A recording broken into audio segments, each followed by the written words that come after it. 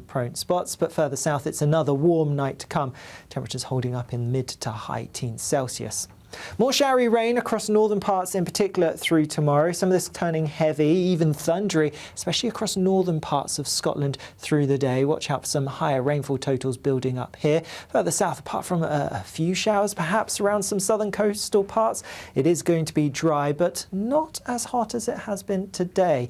Temperatures peaking around 28 Celsius.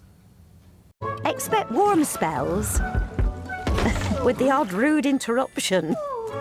Box Boilers sponsors the weather on GB News. It's a Great British Giveaway Golden Summer Celebration. Your chance to win 2 fantastic prizes. There's an incredible £60,000 in tax-free cash. Plus, you'll also get your hands on a fine gold bar worth over £5,000. For a chance to win £60,000 in tax-free cash and a real gold bar, text GOLD to 63225. One entry costs £2.50 plus one standard network rate message. Or text BONUS to 63225. 5 entries cost £5 plus one standard network rate message. Go to gbnews.com/win. Entries start at £2.50. Call 0903 686 3232. Calls cost £2.50 plus your network access charge. Or post your name and number to GB22 PO Box 8690 Derby DE1 9TT. UK only. Entrance must be 18 or over. Lines close at 4 p.m. on the 21st of August. This is a network giveaway. Entries will be pulled. Please check the closing time if listening or watching on demand. Join me, Nana Akua, for an informative, interactive news programme with a difference. It's fun. Oh no, he didn't say that, Dave. I'm so surprised. I think there's an element of truth to that. Join me from 3 p.m. every weekend, only on GB News, Britain's news channel. Britain is not just a geographical expression. We are a people bound together by history and culture that are distinctively British. Join me to celebrate our music, theatre, artworks and literature which we can explore and enjoy together. Everybody's welcome. Sunday with Michael Portillo. Every Sunday at 11 a.m. on GB News, the People's Channel, Britain's news channel. Welcome to Free Speech Nation with me, Josh Harwood. This is the show where each week we see what's happening in the world of culture, current affairs and politics. First we'll say, welcome to the UK. Oh, thank you. And we're not afraid to use our free speech so that you can use yours. It's not controversial in the slightest to anyone who hasn't lost their mind. Free Speech Nation, Sunday nights at 7 p.m. Only on GB News, the People's Channel, Britain's news channel. At GB News, we love to hear from you, our loyal community. So drop us a line at gbnews.com/yoursay. There you can talk to each other and also to the presenters live on air. gbnews.com/yoursay, because GB News is your channel, Britain's news channel. Breaking news, live updates, stories that matter. From the heart of the GB newsroom to every corner of Britain, with our team of dedicated journalists across the UK. GB News bulletins are there to deliver the latest news that matters to you. Bulletins on GB News, the People's Channel, Britain's news channel. I think GB News is completely unique in the way that we interact with our viewers. Our audience aren't afraid to have their say. They want their voices heard now, and they've got a channel where that can happen. I find more and more as I'm wandering around, people come up to me and they say, we saw you on television. I say, oh yes, on what? On GB News. Hello, are you the famous Sue? The whole crew with me here now. We came to celebrate. It's our job to be the eyes and ears of the viewers. They are part of the GB News family, and I'm pleased to say it's a very large family. And if people go to the time and trouble of listening and watching, then we've got to do a good job for them. Well, I'm here right in the epicentre of the protest. Here we go again. You just tuned in. Where have you been? It is raucous here tonight. That's what makes us the fearless champion of Britain.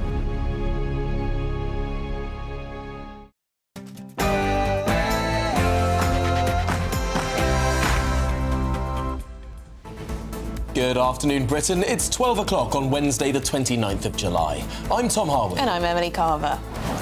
Well, yes, Andy Burnham has set out his social care reforms, but will he raise taxes to fund the plans? To come back to the tax point, I will stick to the manifesto. That is important. There is a manifesto, there are commitments there on tax, and I will stick to those commitments.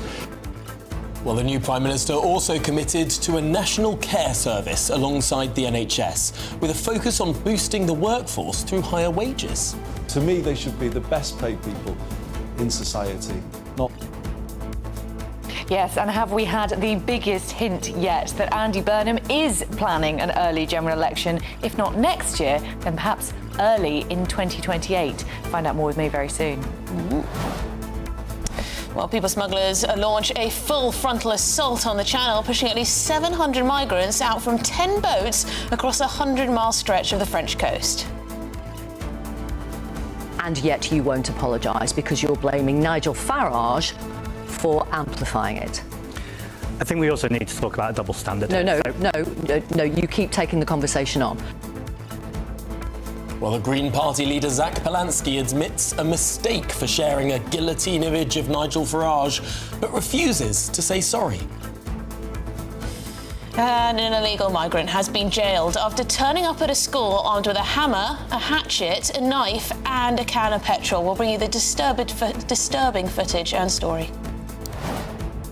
Elsewhere, of course, blazing heatwave risk. Wildfires surging across Britain, France and Spain, with more scorching weather on the way.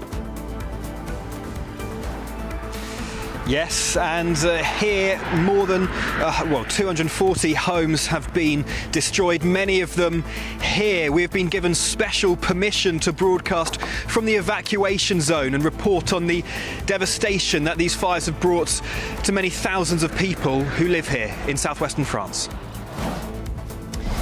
And could and should England boycott the next World Cup? Yes, European football chiefs are holding emergency talks after FIFA revealed their plans to sell a stake in the tournament for more than £3 billion. Critics are accusing Gianni Infantino of trying to sell the soul of the game.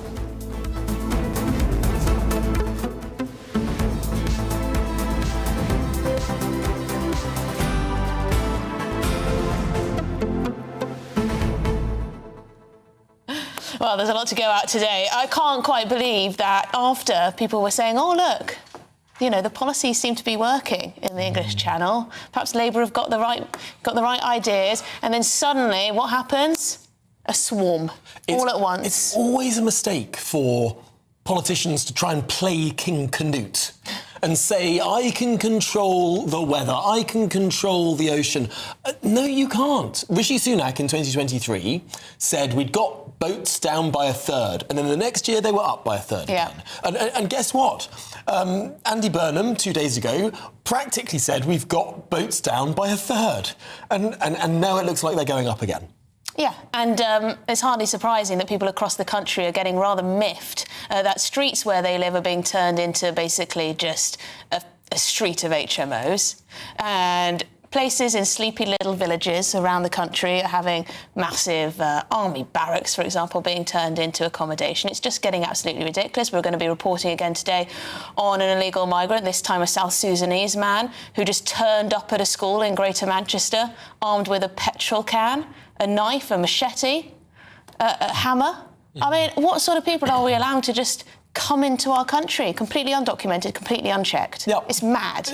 Turns up on a small boat, to which point our border force vessels go out and pick him up, take him to the United Kingdom, at which point he's given free accommodation, free food, all on the British taxpayer, and then he decides to rock up at a school. I mean, what thanks for the hospitality? Well, quite.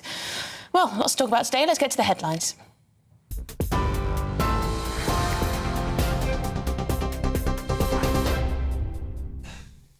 Very good afternoon to you. Just after midday, the top story this afternoon, Andy Burnham has promised to put everything he's got into fixing adult social care as he puts the issue at the centre of his first days in Number 10. The Prime Minister says Westminster has ducked the crisis for decades, leaving families paying the price and the NHS under huge pressure. He's announced plans for a new national care service to sit alongside the NHS, with reforms to strengthen the care workforce through better pay and training. But when pressed on whether taxes would need to rise to pay for the reforms, Mr Burnham avoided giving a direct answer, leaving questions now over how the plans will be funded. Well, speaking at a care home in London earlier, Andy Burnham said Westminster has put point scoring before fixing the crisis. It's a major dereliction of public duty that Parliament has not faced up to this, of all challenges, something so fundamental to life as this. It's shameful, to be honest, that politicians have put point scoring before fixing this issue, but that's what's happened. Also this hour, the Football Association says it is deeply concerned about the lack of process and governance around FIFA's plans to set up a private company to run its competitions. FIFA wants to create a new body bringing together commercial rights and the running of tournaments, with private investors able to take part.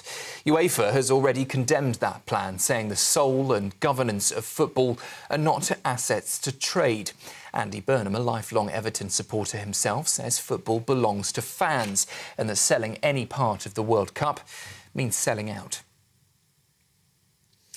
People smugglers have launched another major surge across the French coast today, pushing at least 700 migrants towards the English Channel. At least 10 boats were seen being launched in the early hours from Dunkirk in the north and Dieppe around 100 miles further south. More than 300 migrants have already reached UK waters, at least 400 more still in French waters attempting to cross. A maritime security source told GB News that the gangs are using surge tactics to stretch French patrols. It means that if all those attempting to cross today reach UK waters, the number of migrants arriving since Andy Burnham entered number 10 would rise to more than 1,600. This morning, the Shadow Home Secretary Chris Philp joined us from France and said that the scale of the crossings today show the immigration system, he says, is totally broken. Andy Burnham's claim yesterday this problem has been solved is clearly ridiculous. The reduced numbers are simply down to the weather. The sea in the Channel has been quite choppy so far this year. The only thing protecting our borders is essentially the wave height in the English Channel. It is not Shabana Mahmood's deal. And as you can see from the evidence surrounding me right now, Andy Burnham's claim this problem has been solved is complete nonsense. The UK is on wildfire alert after more than 200 fires have been recorded in just the last 12 days. Fire chiefs say the hot and dry weather has left parks and moorland at risk of catching fire. The warning comes during the fourth heatwave of the year so far, with amber heat health alerts in place for parts of England. The Met Office says any fires that break out in London, the South East and Eastern England could become exceptionally severe. People are being urged to take extra care, avoid disposable barbecues, take litter home and call 999 immediately if they see signs of fire. And more than 33 million illegal cigarettes have been seized from local shops and high streets in a major crackdown on illicit tobacco. Trading Standards says the illegal trade is often run through shops and vape stores organised by criminal gangs. Penalties worth £3.5 million have been issued, but officials warn that's still only a fraction of the nearly £2 billion a year illicit tobacco takes away from public services. That is the news on GB News. Next, a look at the midday markets. Taking the ups and downs in our stride. Stilts Home Lifts sponsors the GB News Finance Report. Just coming up to at 9 minutes past 12, the markets for you. The pound will buy $1.3291 and €1.1674 euros. The price of gold is at £3,030 per ounce, and the FTSE 100 is currently trading 10,904 points. GB News Finance Report, brought to you by Stilts Home Lifts.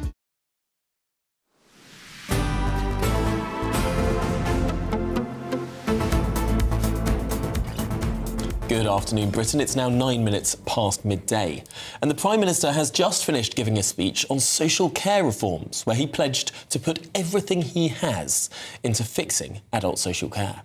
Yes, he vowed to strengthen the workforce through increased pay and training. However, when pressed on whether taxes would increase, the Prime Minister wasn't exactly clear. To come back to the tax point, I will stick to the manifesto.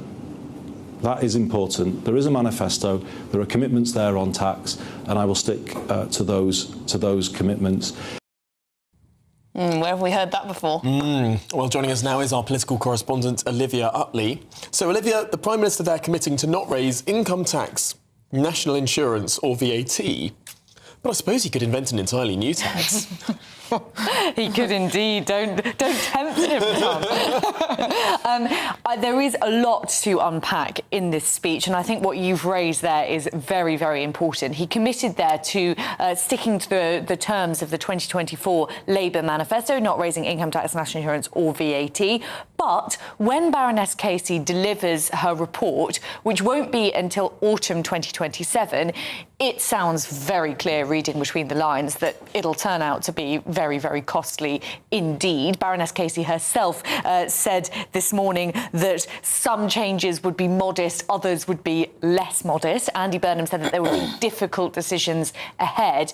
What I got from that is that at that point, when that report comes out, Andy Burnham is going to admit that it is impossible to stick to the terms of the 2024 manifesto. And it sounds as though he is already considering raising income taxes. A Telegraph is reporting today that there could be a 1.8% specific social care income tax increase for those 34 and up. Emily, I can see your face. We'll be hitting 34. Just turned 34, there you go.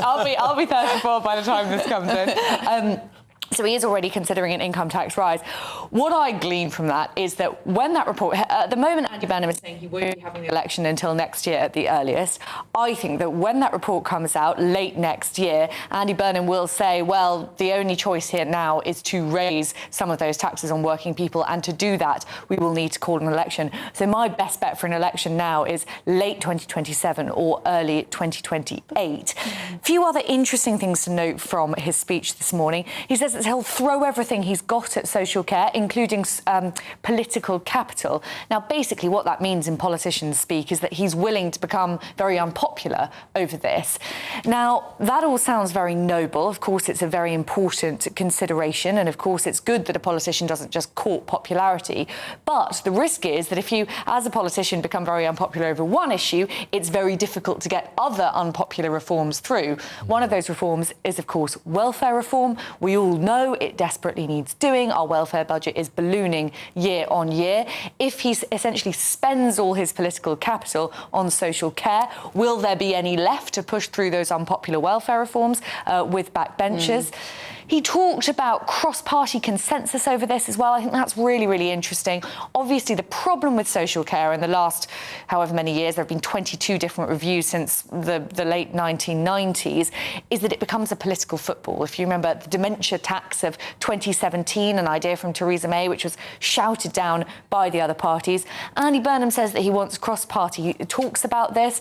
The other parties aren't able to actually attend the cross-party talk that he set up. He invited Kemi Badenoch and Ed Davey. Neither of them were available, and the Tories have already said that they think this meeting was all for show. They were only invited with 18 hours notice in the middle of recess. So it doesn't sound as though that kind of cross-party collaboration is going too well at the beginning. Inauspicious start, you might say, but perhaps it will improve in the coming months. So much to unpack here. Of course, the speech was very light on detail. We're not actually expecting any concrete policy proposals until late next year. Yeah, it's interesting, this levy, though. I'm not sure how that will go down well. So people being asked to pay more tax. Not everyone in the first place will ever need social care, firstly. Then if you're not working or on benefits, then you obviously won't be paying this tax anyway. So you'll essentially get it for free because working people are paying more tax. I mean, is it fair? Although, of course, it's just one option that the government is considering. We don't know if there's going to be an extra levy. We don't know if there's going to be a death tax. We don't know if it will be an adjunct to income tax. It all sounds so fun. And then some people have insurance anyway for social care, don't they? People put money away for a rainy day. I don't know. I'm not too up for more taxes, I don't think, but we'll see what happens. Well, Olivia Utley, thank you very much indeed. One person who's not too happy about all of this is, of course, Nigel Farage, as Andy Burnham left him out of the round-robin invitation email. Well, I'm sure they were individual invitations. Anyway, he was not invited to that meeting of other parties on social care. Yeah, he said it's now clear that Burnham is conspiring behind closed doors with the failed political establishment to foist further tax rises on the country. This is the Uni Party in action. Well, let's speak now with the Reform spokesman for education, Suella Braverman. Suella, thanks indeed for joining us. It seems strange, actually, that about this time last year, Keir Starmer was saying that Nigel Farage is the leader of the opposition. And now Andy Burnham, a year on, is trying to sort of shut Nigel Farage out from opposition party talks. Yeah, I think that's a good point. If ever we needed evidence of the cosy establishment and the Uni Party in action, I think this would be it. We've got the Labour Party, the Conservatives and the Lib Dems all meeting together to decide on this policy of social care, running scared of the largest political party in Britain, the party that won the local elections, and the party that's been leading in 300 of the opinion polls. That's Reform and Nigel Farage. So I think that this is yet more evidence of the failed political establishment running scared of Reform and doing everything they can to keep power amongst themselves. They say, well, he's not an MP at the moment, so it wouldn't be right anyway. Well, he's the leader of the party and probably the most well-known politician in the country after the Prime Minister. So I think that to dismiss and ignore Nigel Farage shows a real contempt to the British people, actually, because Nigel and Reform speak for millions of people. Many of our voters are affected by social care. Myself, as an MP for the last decade, I've helped thousands of local people with heartbreaking cases involving elderly family members. It is something we need to fix. And I think that to snub Reform and Nigel in this way is it does show a disdain and a certain contempt for the people. Now, of course, as Emily said, Nigel Farage is not on the pitch at the moment for, unfortunately, anachronistic and, in my view, insane reasons. We're not allowed to talk about why Nigel Farage is not currently an MP. And if we foray too much into that conversation, we get strung up by the regulator, which yes, we will, Tom. Absolutely absurd. But anyway, that to one side, is it a bit of an own goal that why ever Nigel Farage is not currently an MP, that he did that, because ultimately he's not now in the forefront of the conversation. And news broadcasters like us and radio channels and other television channels, frankly, find it very difficult to talk about your party leader at the moment because of all of these regulations that stop us talking about why he's not an MP. I don't see it that way. I think Nigel made a very brave and noble decision to call a by-election in Clacton. Reform and him in particular have on the receiving end of an establishment attacks. It's relentless. It's every day there's some kind of unfounded, fabricated attack on Reform. And I think that Nigel was right to draw a line. Journalists were harassing his family members at their homes. And I think he was absolutely right to call a by-election and ask the people to decide. That's what we're in politics for, to represent the British people. And so he's absolutely right to have made this decision. And I'll be heading up to Clacton very soon to support him. And just a quick word, Suella, we're on Zach Polanski. I know Reform have gone to the police over this Instagram post. He refused to apologise yesterday on BBC Newsnight.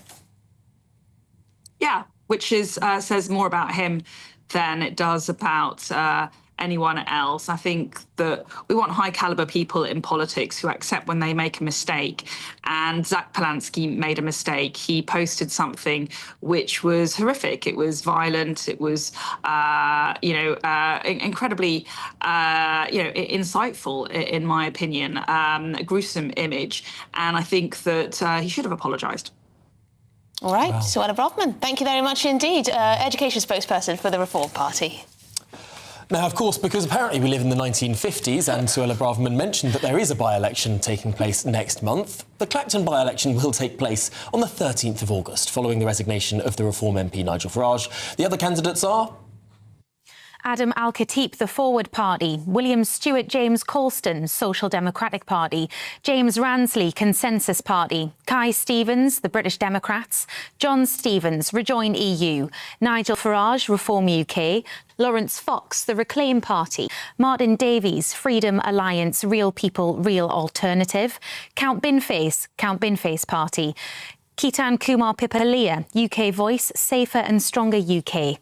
Marcus White, Everyone is God Party. Standing as independent candidates are Rhys Cowan, Andy Earlham, Glenn Charles Cummings, Ati Fard, Tony Francis, Robin Green, Abby Hookway, Stephen Richard Ingram, Amy Morris, Derek Norbert Morris, Michael Noel O'Keefe, Martin O'Brien, Nick Pellas, Daniel Pocock, Jerry Smith, Pamela Walford, Joseph 77, Tony Kane, Woke Trump Kazi, Mark Wilkinson. Standing for the official Monster Raving Loony Party is Baron von Thunderclap, Howling Lord Hope, Nick the Incredible Flying Brick. Well, there you go. Very informative. Anyway, it is now 12:20 and people smugglers have launched a coordinated wave of small boats from multiple points along the French coast. GB News has reported at least 10 departures since the early hours. Yes, the report says that the launches stretched all the way from Dunkirk to Dieppe in an effort to overwhelm the French police patrols. All right, well, GB News Home Security Editor Mark White joins us now. He's been watching this unfold. So are they being successful in their journeys then, Mark? Yeah, absolutely. This swarming tactic described to me actually by a senior maritime security source as a full frontal assault by people smugglers pushing off on a 100-mile stretch of beach from Dunkirk, those traditional beaches that they'd been avoiding of late, going much further south because of enhanced police patrols around Dunkirk and Calais, but pushing off from those beaches, pushing off around Boulogne, pushing off further down towards Dieppe.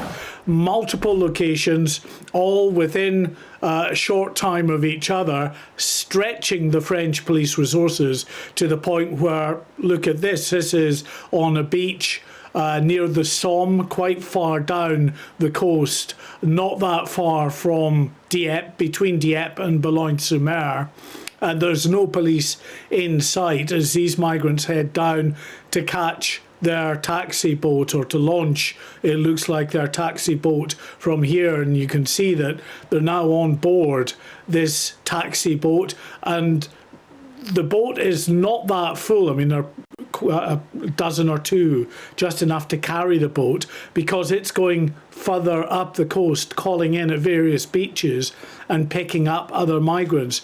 Now, GB News has counted at least 10 small boat launches this morning, all that were successful. So far, 6 small boat loads have reached UK waters, and the occupants, some 400 odd, have been taken to Dover Harbour, to the migrant processing centre there. As we speak, there are another 4 migrant boats in the water, some of them quite a distance away. So if they make it, it will be a lot later today. But if all make it, it's going to be well over 700 that have crossed. Again, just showing how they're quick to alter their tactics, always trying to stay one step ahead of the police in France, despite the extra patrols around Dunkirk and Calais. Mark, today we've got a taste of some of the people who are arriving in this manner. The Greater Manchester Police have released some shocking footage, CCTV footage, of a South Sudanese illegal migrant who was staying in an HMO in Greater Manchester, who seemingly rocked up at a school armed with a 7-inch knife, petrol, a hammer, and whatever else, and he was wrestled to the ground by police, and we've got other footage to show it. Yeah, you're absolutely right, Emily. What this is a perfect illustration of is what many people have warned, saying that the small boats crisis is also a national security crisis. We have no idea who is coming over the English Channel, what their criminal history, their intent, their mental state might be. And we've seen multiple incidents involving asylum seekers, or in this case, the case of this man, Both Duk Den from South Sudan, a 21-year-old. He had applied and been turned down for asylum on 3 separate occasions and was not removed from the country in the interim. He went to this school, the Edgar Wood Academy in Greater Manchester, on the 6th of August last year, armed with a hammer, a hatchet, a 7-inch kitchen knife, and also a jerry can containing petrol, and walked right around the perimeter of the school. Thank God it was the summer holidays. The school had gone. There was some workmen working on the school. They saw something suspicious in this individual and called the police. And you can see from the images there, that is the police running in and arresting this armed individual. He's now been jailed for 7.5 years. Half that time he'll spend in custody. Now, we've had a statement from the Home Office. The spokesperson said, "We will not tolerate crimes of this kind and will do everything in our power to remove this dangerous criminal from British soil." And they point out that 70,000 illegal immigrants and foreign national offenders have been removed from the UK since Labour came to power. But the fact is, this man was applied and was turned down 3 separate occasions. They had time to remove him then from the country. They didn't. And of course, thank God, as I say, the school was on holiday and we didn't see a real tragedy potentially unfolding here. By the way, his defence isn't it very difficult to lawyer deport people? just described him as an intention seeker. Oh, yeah. Yeah, absolutely. The defence was interesting. Attention seeker. Apparently he was seen outside another school prior to this, so it doesn't look like he was targeting schools. Mark, how easy is it for us to deport a criminal back to South Sudan? Well, listen, it's, you know, there are parts of the world where, because of the circumstances in terms of conflicts, and obviously that country and that region is one area where it can be difficult. And that is one of the problems, where you will find that defence lawyers now, immigration lawyers acting on behalf of these asylum seekers, will argue that their lives are in danger if they're returned to that country. But in cases where they have committed criminal acts, the government will still push for the Sudanese government to take this individual back anyway. Right. Thank you very much indeed for bringing us all of that news. With regard to the crisis in the Channel, no doubt we're going to be seeing a lot more numbers as the week rolls on. Yeah, I mean, the defence was that he maintains his actions were not motivated by a desire to injure or harm any person. Bizarre, compulsive act lacking in any type of maturity at a time when he was in deep distress, having left Sudan and his family in traumatic circumstances. He wanted attention and he was in crisis, but he was not motivated by hostility towards children, teachers or the wider public. No evidence that he threatened any individual. Just a thought. All right, then.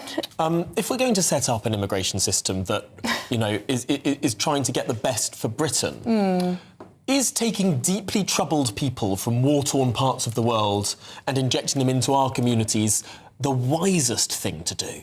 Probably not, Tom. I mean, he left his wife and child behind, apparently, as well, so... That's nice.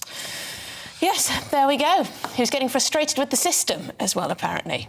Yeah, whenever I have a frustrating day, I turn to get myself a can of petrol, Totally big hammer, maybe a bladed article and turn up at a school. I think that's a completely responsible and reasonable response to a bit of stress, isn't it? Well, thank goodness he didn't get to actually use those weapons that he was handling. Anyway, on the similar vein, residents in an area of Nottingham have been voicing their concerns over the number of HMOs being developed in their area. Yes, locals are concerned about safety, parking and losing family housing. And our national reporter Jack Carson has the story. Areas like this can end up like HMO Britain. It's not fair. It's a much talked about problem, but for this area of Nottingham, it's a reality. In the last 12 months, countless houses of multiple occupancy have been developed in Netherfield because development rights allow houses to become small HMOs without planning permission. It's meant this area has become a hotspot, with accommodation for 6 or 7 people being built in a community full of families. As you can see, that they piled all the rubble up outside, and it's unimaginable how much rubble there is that's come out of one house. Hines and Marilyn Haverkamp have lived on Chandos Street for 52 years, but an HMO being built next door has damaged their property and left them fearful in their own home. The dust and the damage they're causing, we've got cracked ceilings everywhere. We've got water all at the bottom of the stairs, water on the ceiling in the back kitchen. I suffer with my lungs. I've had to have 2 emergency helps. The dust, it was unbelievable. Now we're concerned about the community. It's changed so much. It's unrecognisable. How does it make you feel? Really sad.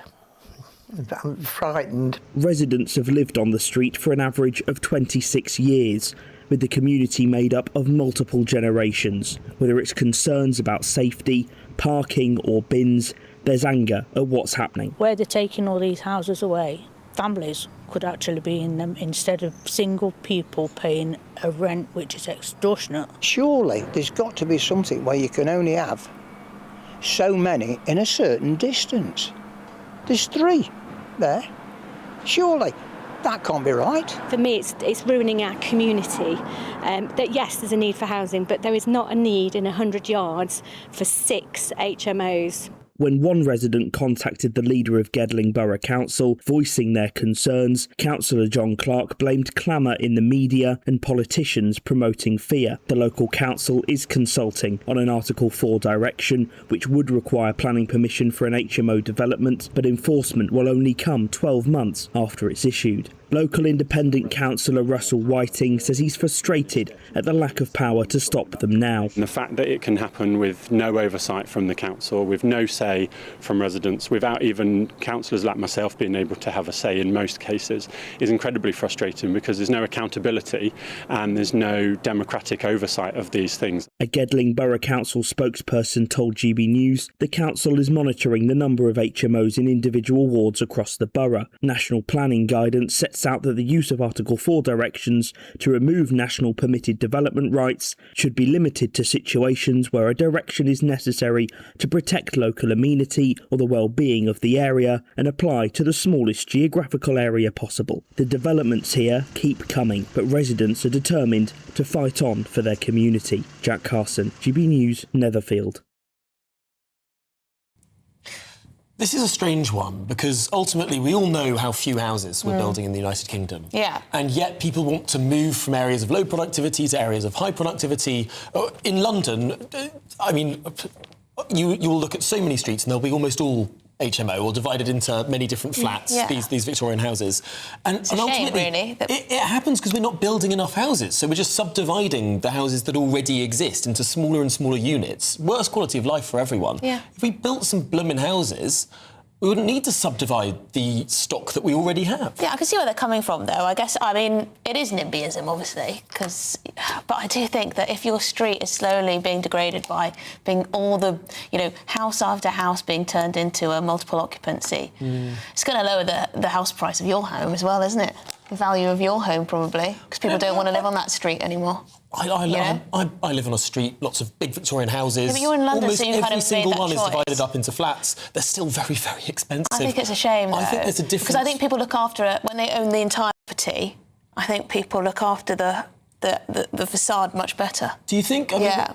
If you look at houses that are split into, 3 or 4 flats, they often look much more tatty than the ones who look after their own house. I think it really depends. Because why would you paint your windowsills if upstairs isn't, Well, what if there's a part freehold for the property, for instance, and so there's downstairs, the next floor and the next floor, and these are 3 distinct flats? Well, maybe, but I don't know if it always is that case. I mean, in a block, perhaps, but it's just something I've seen. Yeah. Just something I've seen. I think the biggest issue is when it's people moving in that the state is paying for, rather than someone just turning their house into a couple of flats and renting it out to people who are paying for themselves, which seems like they're going to be more responsible neighbours than perhaps people who don't pay for themselves. Well, perhaps. Well, let us know at home if your street has been affected or your area. If suddenly all of the houses are being divided into 6 flats and in come the riff-raff to your street.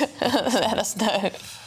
Well, moving on, the Green Party leader, Zach Polansky, responded after being roundly condemned and reported to the police over a social media post appearing to threaten Nigel Farage's life. Yeah, so the post, which gained massive traction online, showed the man wearing a T-shirt saying, "We're only making plans for Nigel," and then there was a cartoon guillotine, so you can see what they were saying there. Now, Zach Polansky has refused to apologise when asked on BBC Newsnight. Well, Anna Gross, the political correspondent at the Financial Times, joins us now.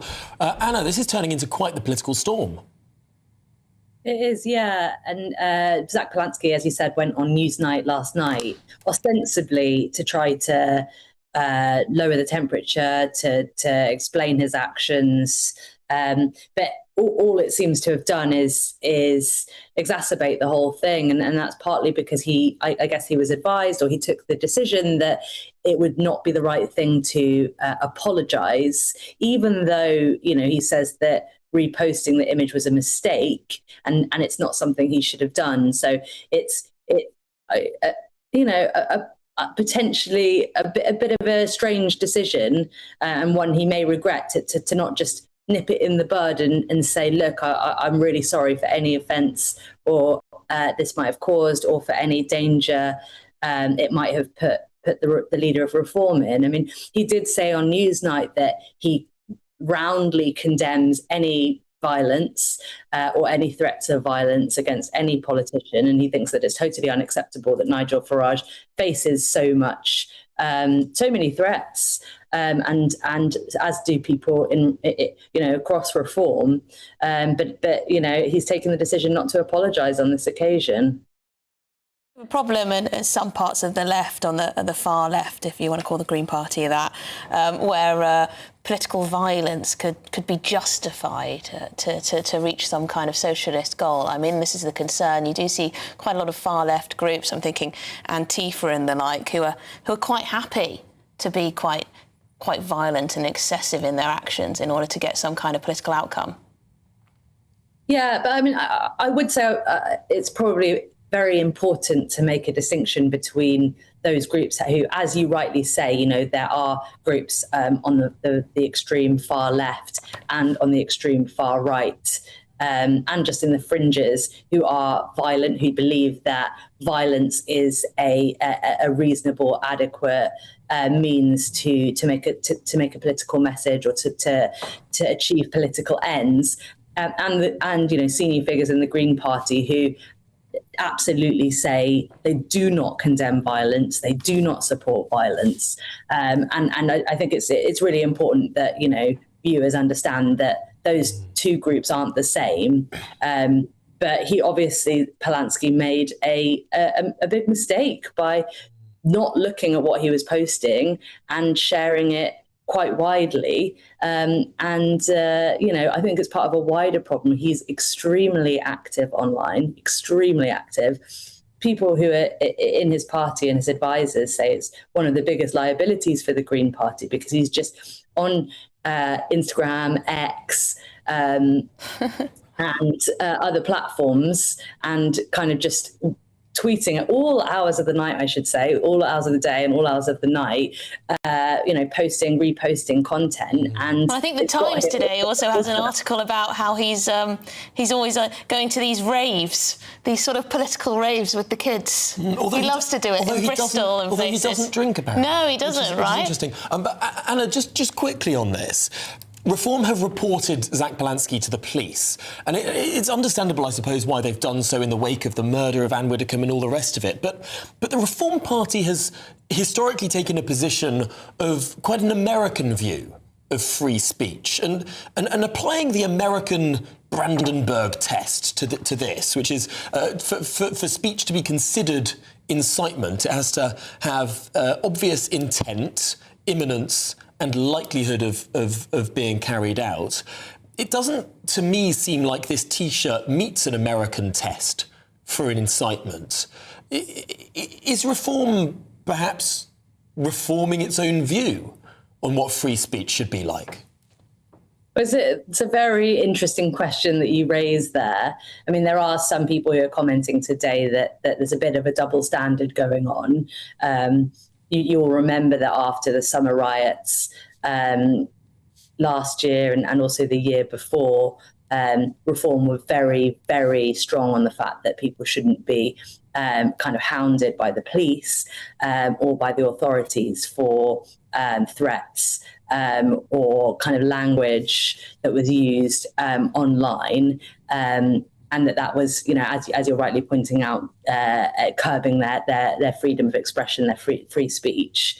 In this instance, they don't seem to be taking that approach. They seem to be putting that completely to the side and saying this is a matter for the police. Absolutely.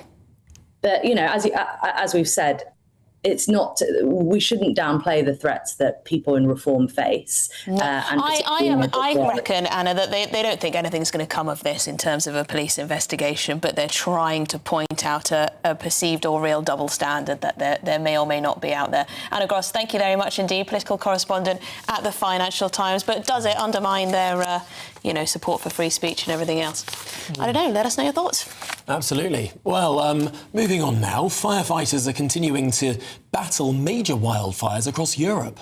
In France, 250,000 people have been evacuated after their homes were destroyed by what has been described as apocalyptic wildfires. Now, not all that 250,000 had their homes destroyed. Many of them were just in the area that was recommended to be evacuated. And hopefully are safe and sound. But GBNews has been given special permission to enter the evacuation zone and witness some of the devastation left behind. Will Godley's there for us now. Will, what can you see? Well, good afternoon, Tom, Emily. We are in the evacuation zone. It's a zone that is 4 times the size of Paris, and hundreds of homes we've driven past have been destroyed in this fire. This is what's been dubbed in the media as the highway to hell. This is the road to Cap Ferret, of course, where these fires first started about a week ago. This is about 5 miles from there, and if hell is down there, well, destruction is here. You can see what would have been homes a week ago. Now there's nothing left. If you just look over here, you can see the remnants of a kitchen, fridges, a washing machine, an oven, what looks like a water cooler and a sink on its side. That's all that's left of that home there. The walls, the roof have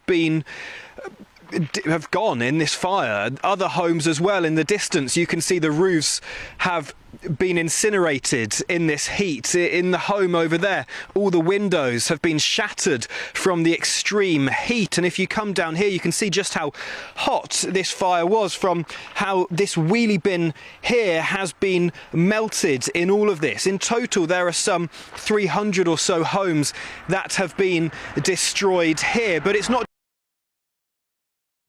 infrastructure as well. These pipes underground have also been melted down there, and the tops of the thing that goes on top of it, the plastic top, you can see it melted down the side here. Some homes were lucky, have not been destroyed, but gardens of course have. Not just the underground pipes, but the overhead wires as well have been destroyed in this fire. They are now just left hanging down. These would have been electricity wires. The electricity, of course, all shut off because otherwise that could cause further risks to the flame as well.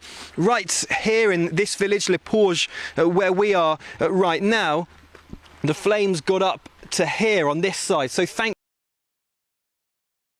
here are okay. Now, we've been given special permission to broadcast here by the mayor because they wanted us to show the destruction that these wildfires have caused. But the people who lived here, as so many others who have been evacuated, are not yet back. Those who lived here were evacuated in the middle of the night on Thursday at 2 o'clock in the morning. They have no idea if their houses still stand or if they have anything left to come back to.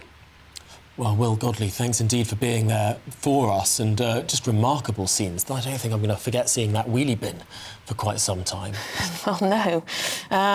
But we've got breaking news from this country. Yes, a drought has been declared across half of England, following record-breaking temperatures and, of course, exceptionally low rainfall. Well, parts of England are currently in the grip of a fourth heat wave, with temperatures expected to reach as high as 35 degrees Celsius. Amber and yellow heat health alerts remain in force as a plume of hot air moves north from North Africa.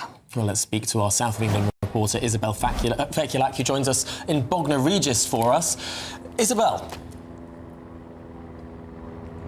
Yes, good afternoon to you both. I'm here in Bognor Regis, currently stood on a pier that is 161 years old. Lots of people fleeing to the coastline on the south today, getting away from that inner city suburban heat. As you say there, temperatures in the south could reach up to 35 degrees today, and chatting to lots of people who have come down here on holiday, some just for the day, to escape the sweaty cities, as they say that it's a beautiful place to cool down. There's a sea breeze here, the water is crystal clear and lots of people are cooling off in it. You can see people over on the beach enjoying themselves there. We spoke to a couple of people who'd come down from London just for the day, and lots of people who are on their summer holidays and saying that why go abroad when you have these temperatures and this beauty right on your doorstep. We've been speaking to many of them throughout the day. Let's have a listen to what they had to say. It is a bit, but because we're at the coast, we've got that wind, the sea wind. Inland definitely. it would be awful. Yeah, this is much nicer down by the coast. And what are you guys doing to make the most of it? We're going down for breakfast now. It's going to be, I think, 35 degrees in some places. Do you think that's too hot? That's too hot if you're in a built-up area. Coming down here because it's cooler than it is at home.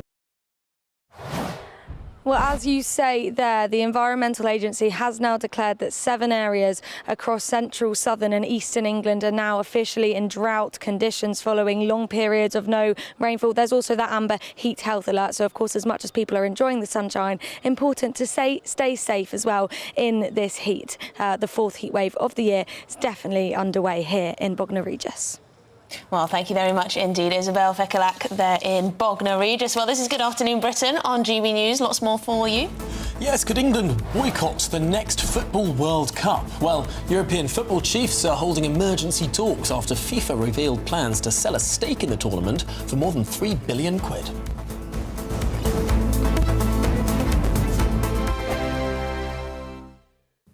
Hello, good morning. Welcome to your latest GB News weather update brought to you from the Met Office. A very hot day to come across southeastern England before it does cool down through the rest of this week. Rain across parts of Northern Ireland and Scotland as well through this afternoon. That's thanks to this cold front. They'll be bringing persistent rain and a much fresher feel to parts of northern Scotland and parts of Northern Ireland as well. Quite a lot of cloud as well ahead of that front across parts of northern England, West Wales, southwest England too. There should still be some sunshine as we look towards East Wales, parts of the Midlands, central areas of England through much of this afternoon. It will feel very hot in the sunshine across eastern areas of England. Temperatures climbing to the mid-30s, peaking at 35 degrees across central London, but in the 30s quite widely across this area. So a very hot day indeed. Across the north, though, it's going to be much cooler than that, with temperatures just in the mid to high teens. So much fresher feel and quite a wet feel too, as that rain pushes into more eastern and central areas of Scotland, down towards northwestern areas of England as well through the early part of this evening. So a bit of rain possible across parts of Wales too, mainly just showery rain. As this weather front sinks southwards through this evening, it will tend to fade away, which means we'll see very little rain push further south than Scotland overnight. But there will be more cloud pushing in across parts of Wales, central areas of England. Clearer skies for a time across much of Scotland, particularly in the east, so it will turn quite fresh overnight here. But then the winds pick up across the west and some heavy showers will push in thanks to a renewed area of low pressure. Meanwhile, it stays very mild overnight in the south and east, and it will be another quite warm day on Thursday. Particularly to start the day, the cloud does push in, and that's a cold front, so it will introduce cooler air into the afternoon. So A fresher feel to come, still quite warm, but temperatures in the high 20s, so a bit of a difference to those mid-30s, and even cooler than that further north. Bye-bye. Thank you, Britain, for making GB News Radio such a huge success. Whether you're in the car, on the go, or listening at home, thank you for choosing us as your radio station. Good afternoon, this is the latest AI travel news from GBNews.com. The M23 southbound is closed between junctions 8 and 9 in Reigate due to a vehicle fire. The A1 between junctions 3 and 4 is also closed. The A11 is closed after the A134 near Thetford. The A428 is closed after the A1 near St Neots. In Scotland, the M8 is restricted in both directions between junctions 16 and 18 near Craighall due to essential bridge repairs, with delays expected. Across Wales, the A40 from Pensarn West to Abergwili is affected by a collision, and on the trains, Great Western Railway and South Western Railway are facing major disruption between Guildford and Reigate and between Guildford and Havant. For more travel news, go to gbnews.com.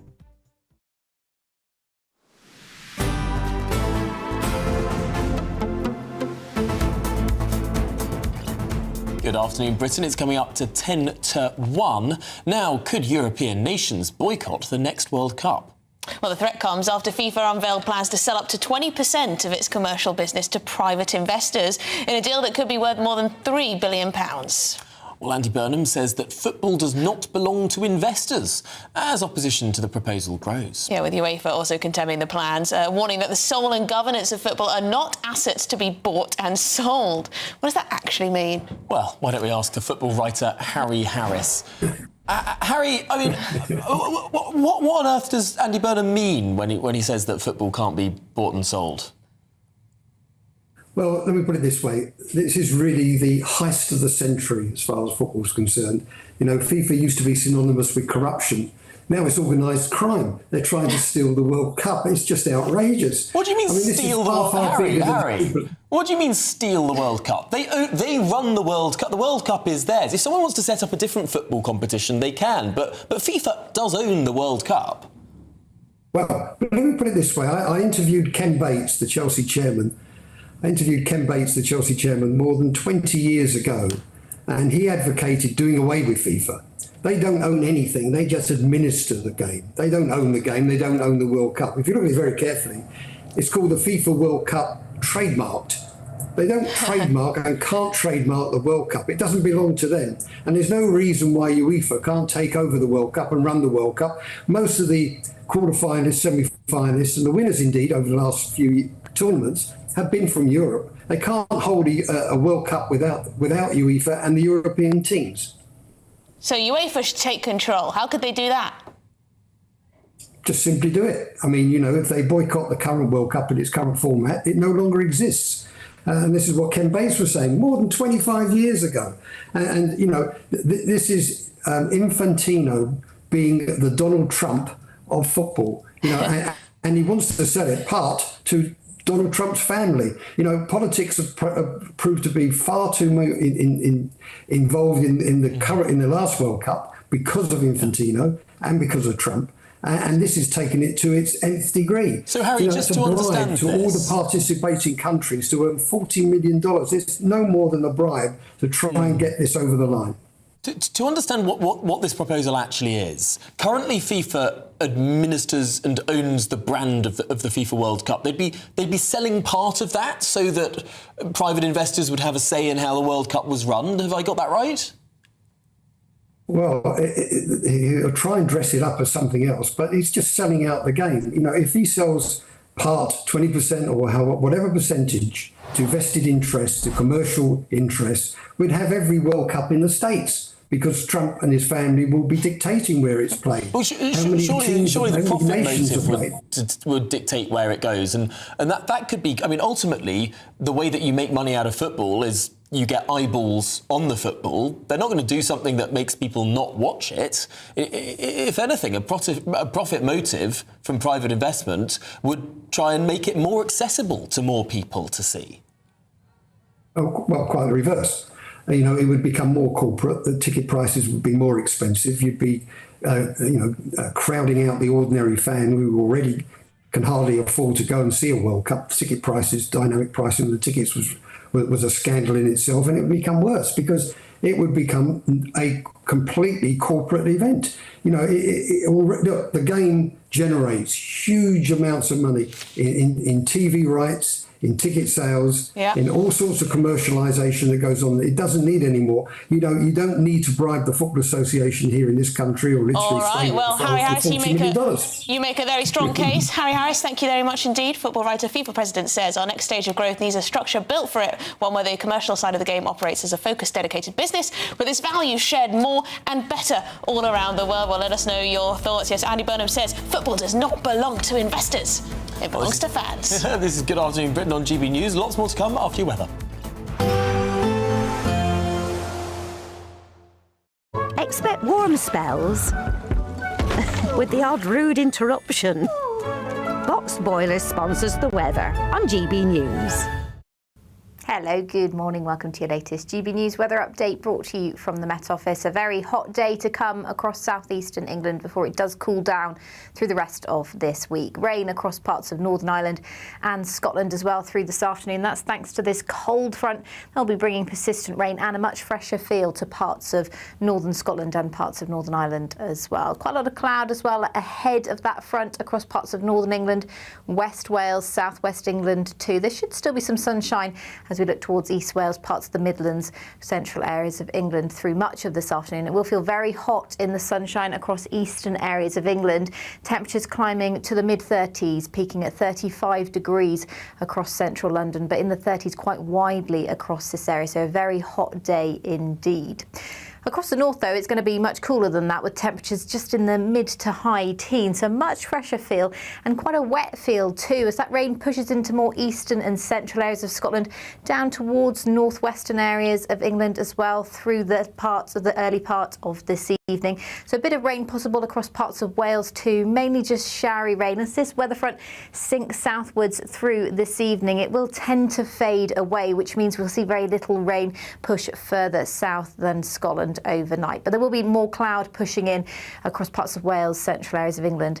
Clearer skies for a time across much of Scotland, particularly in the east, so it will turn quite fresh overnight here. But then the winds pick up across the west and some heavy showers will push in thanks to a renewed area of low pressure. Meanwhile, it stays very mild overnight in the south and east, and it will be another quite warm day on Thursday. Particularly to start the day, the cloud does push in, and that's a cold front, so it will introduce cooler air into the afternoon. So a fresher feel to come, still quite warm, but temperatures in the high 20s, so a bit of a difference to those mid-30s, and even cooler than that further north. Bye-bye. Expect warm spells with the odd rude interruption. Box Boilers sponsors the weather on GB News.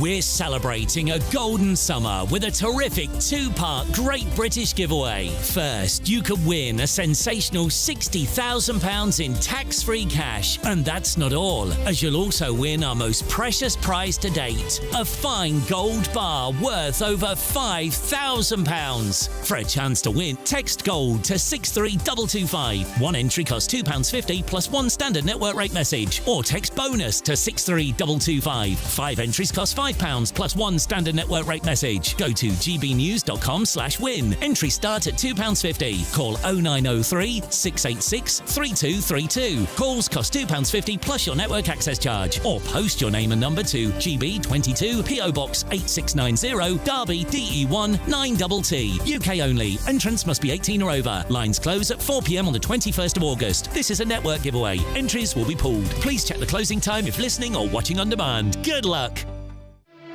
Here at GB News, we made a promise to tell your stories. And on the 6th of August, we're marking 5 years of doing exactly that. Celebrate with us by having your say. Join in the debates live on TV and radio. And meeting your favourite presenters across the country, from Leeds to Aberdeen, from Belfast to Barry Island. Plus, join me in Essex for our biggest live show of the year. Scan the QR code or visit gbnews.com/celebrate. Terms and conditions apply. From the school run to the home run, watch a new show for all of Britain. He can say whatever he wants. A straight-talking show where all voices are heard. And, you know, when are we going to stop talking about smashing the gangs and actually do it? With the stories that matter from every part of our country. There's a bit of a crash landing there for your Chancellor. Bold, fearless and standing up for you. That's me, Martin Daubney, 3 p.m. till 6 p.m, weekdays, here only on GB News. The People's Channel, Britain's news channel. I've been in Westminster for a long time, but I know that though power may be here, its effect on people's lives is across the whole of the country. We may be where rules are made, but it's where they're implemented that matters. Join me, Jacob Rees-Mogg, for forthright and frank discussion on where Britain has come from, where it's going, and where it will end up. That's State of the Nation, Monday to Thursday, 8 to 9 o'clock. Vox Populi, Vox Dei. Exciting news. Every Friday, my Patrick Christie's Tonight Show is going to have a twist to it. We're welcoming some special guests. You. That's right, on Fridays I'm going to be doing my show in front of a live studio audience because this show is about you and what you have to say. It's going to be the same big debates, same big topics, same big opinions, but every Friday night at 9 p.m. you are invited to come on down to Patrick Christie's Tonight to be a part of the action. Only on GB News, the People's Channel, Britain's news channel.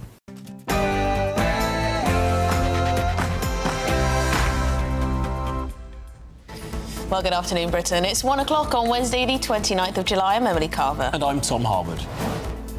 Well, Andy Burnham sets out his social care reforms, or at least his intention to deliver some social care reform. But will he raise taxes to fund whatever plans he might come up with? This will require me to put what political capital I have on the table, and it could sort of wear down that political capital in some ways, but I'm prepared to do it. Yes, our new Prime Minister is already saying that he's prepared to become unpopular over social care. But what does that mean for the money in your pocket? Find out more with me very soon. And breaking news, a drought has been declared across more than half of England as the dry weather takes its toll. Elsewhere, people smugglers launch a full frontal assault on the English Channel, pushing at least 700 migrants out from 10 boats across a 100-mile stretch of the French coast. And yet you won't apologise because you're blaming Nigel Farage for amplifying it. I think we also need to talk about a double standard. No, you keep taking the conversation on. Well, the Green Party leader, Zach Polanski, does admit a mistake for sharing a guillotine image of Nigel Farage, but he refuses to say sorry. And the government plans to give universal credit households up to £4,500 a year if their teenager starts an apprenticeship. Is this a helping hand into work, or are ministers rewarding questionable parenting and welfare dependency? We'll have that debate.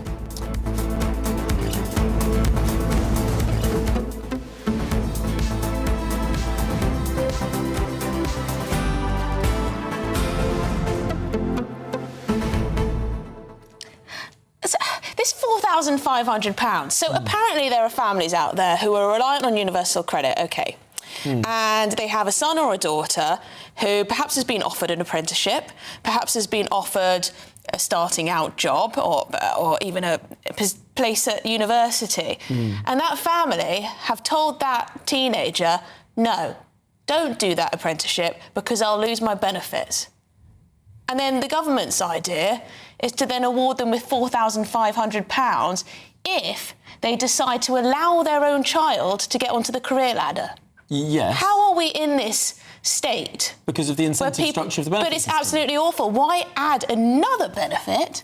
What about all the working families? Because the current, who do pay their financial taxes? incentive is to not take the job. I mean, so just give them more money. You show me the outcome, I'll show you the incentive. Ultimately, there is currently a financial penalty for a family if someone gets an apprenticeship, which is an insane system. You could do it the other way around, couldn't you? And you could take away benefits if you don't allow your child to take on to go do an apprenticeship. Yes, you could, but I think which would be much fairer to the taxpayer. So you're going to bung a family who have made the decision for their child not to take an apprenticeship because they might lose a bit of benefits, £84 a week.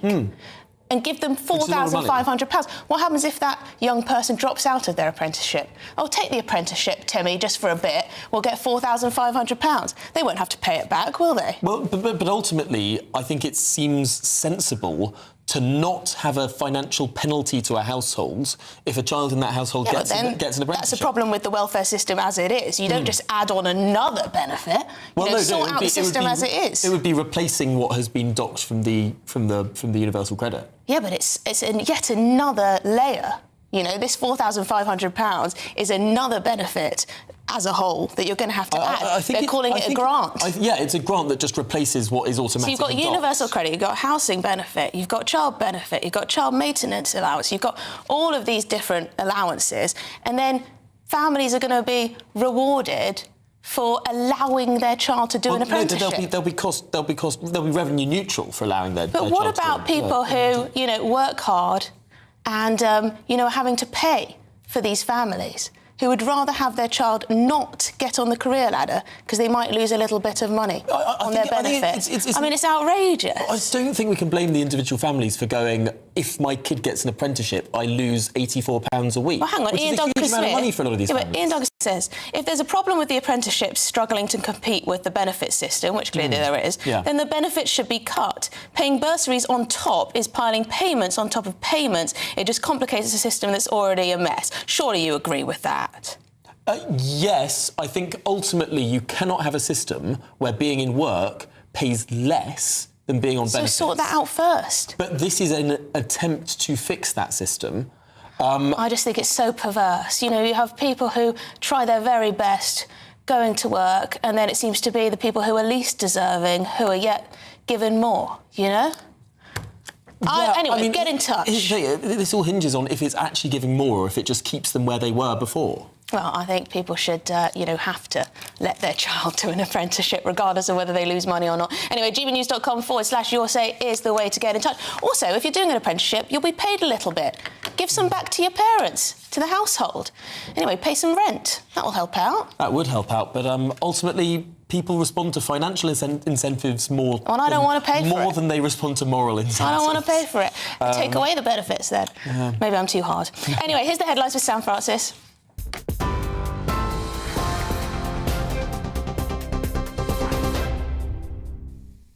Very good afternoon to you. Plenty more still to come with Tom and Emily later this hour. First, though, the lunchtime headlines. Andy Burnham has promised to put everything he's got into fixing adult social care as he puts the issue at the centre of his first days in Number 10.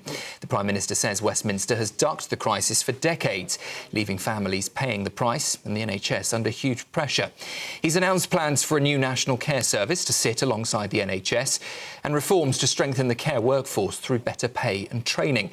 But when pressed on whether taxes would need to rise to pay for the reforms, Mr Burnham avoided giving a direct answer, leaving questions over how the plans will be funded. Well, speaking this morning at a care home in London, Andy Burnham said that Westminster had put point scoring before fixing the crisis.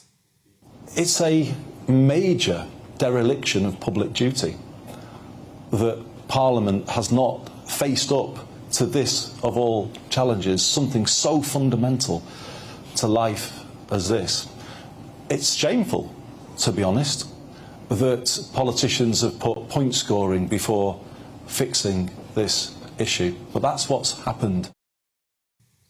The UK is on wildfire alert, and now 7 areas of central, eastern and southern England are officially in drought. The Environment Agency says record low rainfall and high temperatures have left parts of the country dangerously dry. Fire chiefs have also said that more than 200 wildfires have been recorded in just 12 days. They're warning that hot weather can quickly turn a small fire into something much harder to control. The warning comes during the 4th heatwave now of the year so far, with amber heat health alerts in place for parts of England.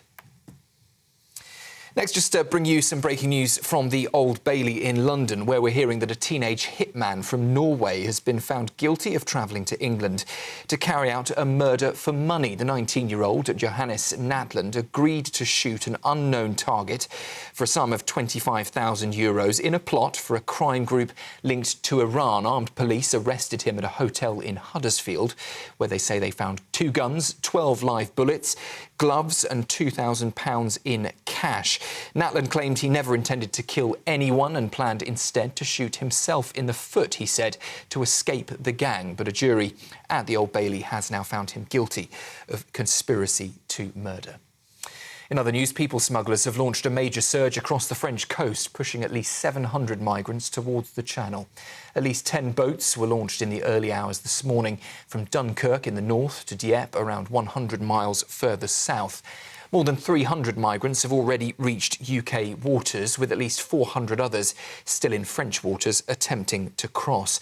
A maritime security source told GB News earlier that the gangs are using surge tactics to stretch French patrols. Well, the Shadow Home Secretary, Chris Philp, joined us this morning from a beach on the French coast and said that the scale of the crossings today show the immigration system, in his words, is totally broken. Andy Burnham's claim yesterday this problem has been solved is clearly ridiculous. The reduced numbers are simply down to the weather. The sea in the Channel has been quite choppy so far this year.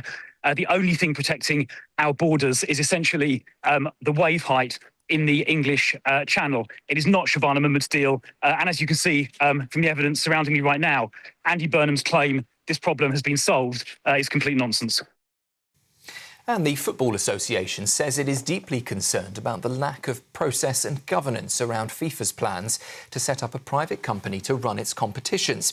FIFA wants to create a new body bringing together commercial rights and the running of tournaments, with private investors able to take part.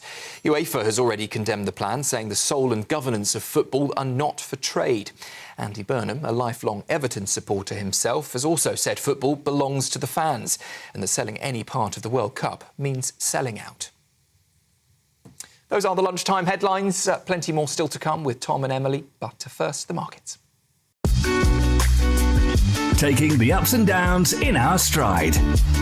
Stilts Home Lifts sponsors the GB News Finance Report.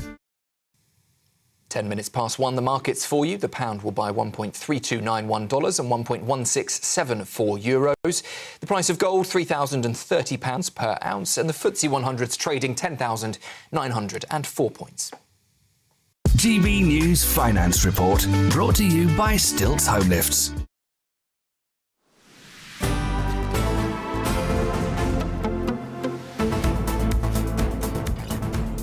Good afternoon, Britain. It's now 10 minutes past 1, and the Prime Minister has, in recent hours, finished giving a speech on social care reforms, where he pledged to put everything he has got into fixing adult social care. Yes, so he wants to strengthen the workforce through increased pay and training. However, when he was pressed on whether taxes would increase as a result, the Prime Minister wasn't exactly clear.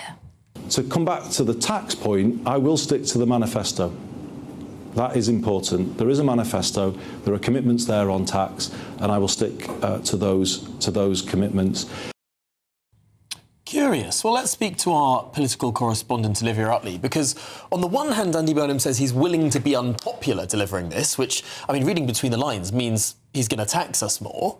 But then on the other hand, he says he's going to commit to the manifesto, which wipes out those three biggest taxes on the statute book. Well, exactly, Tom. I think the thing about this speech is that it was very, very big on ambition, but very light on detail. And that means we need to do quite a bit of reading between the lines. What I can glean from this is that at the moment, Andy Burnham is saying that he will stick to the terms of the 2024 manifesto. The actual plan for social care, the details, aren't going to be published until this Baroness Casey review is finished. And he said that won't be until autumn 2027 at the earliest. When that review comes out, again, reading between the lines, it sounds pretty clear that it's going to be pretty expensive. Baroness Casey herself has said that some proposals won't be modest. Andy Burnham, as you say, has said difficult decisions will need to be made. And it is at that point, I think, that Andy Burnham starts talking about a general election to free himself from those constraints imposed on him by the previous Prime Minister in the manifesto, not raising taxes on working people, income tax, national insurance or VAT. My suspicion is that come autumn 2027, when this review comes out, Andy Burnham uses social care as a stepping stone for announcing a general election earlier than originally planned. planned. So I'm thinking the end of 2027 or more likely the start of 2028. He wants his own mandate. It would be easier for him to govern if he weren't constricted by that manifesto, which was incredibly rigid, actually, the 2024 manifesto. So that's what I suspect. A couple of other things which I think it's worth pulling out from that speech. As you say, he said that he was willing to throw everything at this. He's willing to spend political capital on this. That means he's willing to lose friends over this. Well, something that Keir Starmer learnt to his disadvantage when he was Prime Minister is that if you lose friends over one issue, so say, for example, that winter fuel allowance furore which Keir Starmer began, if you lose your friends, if you lose backbenchers, if you lose some of the public, you don't still have them to lose when you're trying to push through another difficult and unpopular reform. So if Andy Burnham spends all his political capital, if you like, on social care, will he have any left to get through those very unpopular welfare reforms that we all obviously see need doing? And he's got to wait for Baroness Casey to do the work, doesn't he? Really, he does. But I think whenever there's a tricky problem, exactly. They call Baroness Casey. Call Baroness Casey, and I think it's quite convenient for Andy Burnham actually to be able to make this big speech today to show that he's serious about this issue, which has become a political football over the last couple of decades. There have been 22 reviews into social care since 1997. None of them have really produced any meaningful change. It's something that pretty much everyone in the country can say, yes, there is a problem here that needs fixing. But now he's bought himself a bit of time. He's got this review. So he's got over a year to think about what actually needs to be done. And in that time, he can work out what else he'd like to change in the manifesto. I think long term, we can expect to see some kind of tax rise. Oh, good. Well, Olivia Utley, thanks indeed for joining us and setting out all of that. I suppose clock is ticking on what those details actually are. So how are we going to pay for this all? Well, we can speak with the founder and chair of Bright Blue, Ryan Shorthouse. Ryan, thank you very much for taking the time to speak to us. So, should we cut welfare, the ballooning welfare budget, in order to fund social care? What do you think? Well, if you mean pensions, which is obviously a major part of the welfare budget, I think the basic state pension is about 43% of the total welfare spend, then yeah, we could subsidise social care from the elderly population, the pensioner population, by, for example, getting rid of the triple lock on the uprating of the basic state pension. I personally think that the basic state pension should be means tested. That's the case in Australia. You would release a hell of a lot of money there, and then you would be able to subsidise social care to some extent. So, you know, if there's going to be a subsidy of social care, I think it should be an intra-generational subsidy, i.e. from the elderly population to the elderly population who are in social care, rather than a subsidy.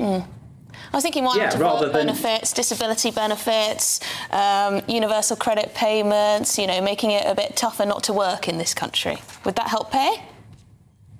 It could do to a certain extent. I mean, I think that what we should be really doing is getting rid of all universal benefits. So whether that's winter fuel payments, free bus passes, free school meals for children reception year 1 and 2, and the basic state pension, if you means tested all of those benefits, you would save a huge amount of money. But to be honest, I think the working age population there, Ryan. Not very popular. Well, it may not be popular, but it's the right thing to do, I think the public are crying out for, to be honest. Somebody who tells the truth about the state of the public finances, and rather than being popular, is somebody who is trusted and effective to take the difficult decisions that need to be taken to get our debt down, which is really, really high and expensive. Yeah, it's true that we're in a dire state and things are only getting worse. But Ryan, I want to dig into what actually this subsidy on social care might look like, because ultimately, if it is a universal model on the basis of the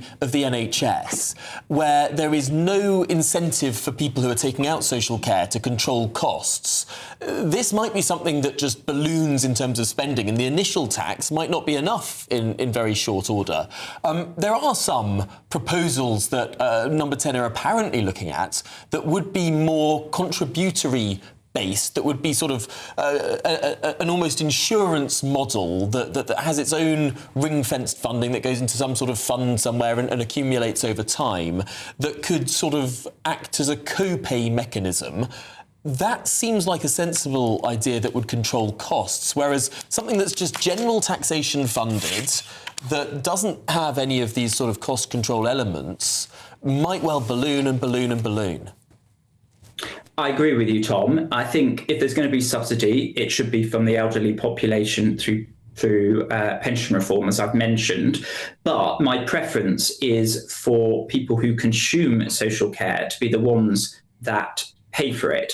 And I think the main reason we need more funding in social care is because of the pay and conditions of the people who work in it, which is very low. And Andy Burnham is right that care workers do amazing jobs and they're paid very lowly compared to the stress and the importance of the job that they're doing.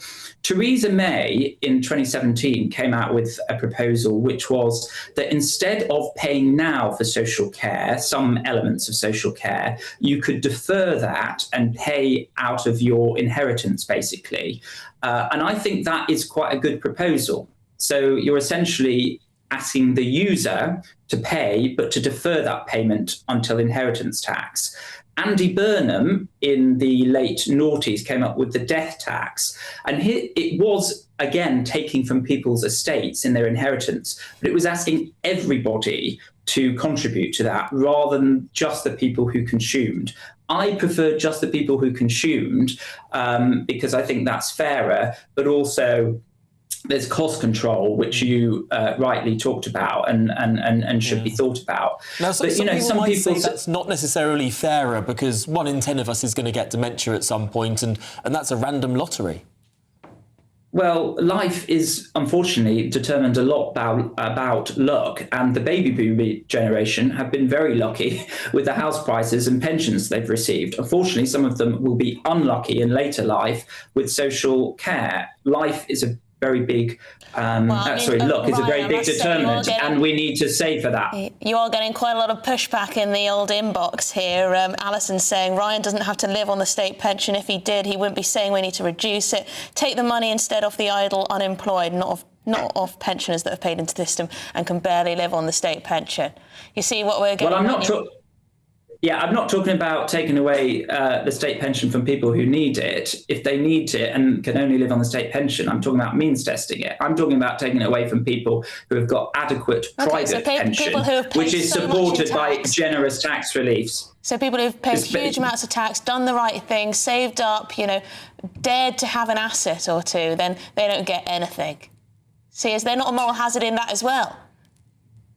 Well, I think they get huge, generous tax reliefs. Pensions remains the most tax-efficient way of investing. You get tax reliefs in terms of when you contribute to it, and then you get 25% of your whole pension pot tax-free from the age of 55, soon to be the age of 57. So I think the state does actually subsidise private pensions quite a lot, and I would want to keep that and keep that generosity, but withdraw the state pension from people who don't really need it. But the final thing I would say is that a lot of people say, look, we need this because it's unlucky if people have to fork out thousands and thousands of pounds, and people have talked about a cap on care costs of 86 grand.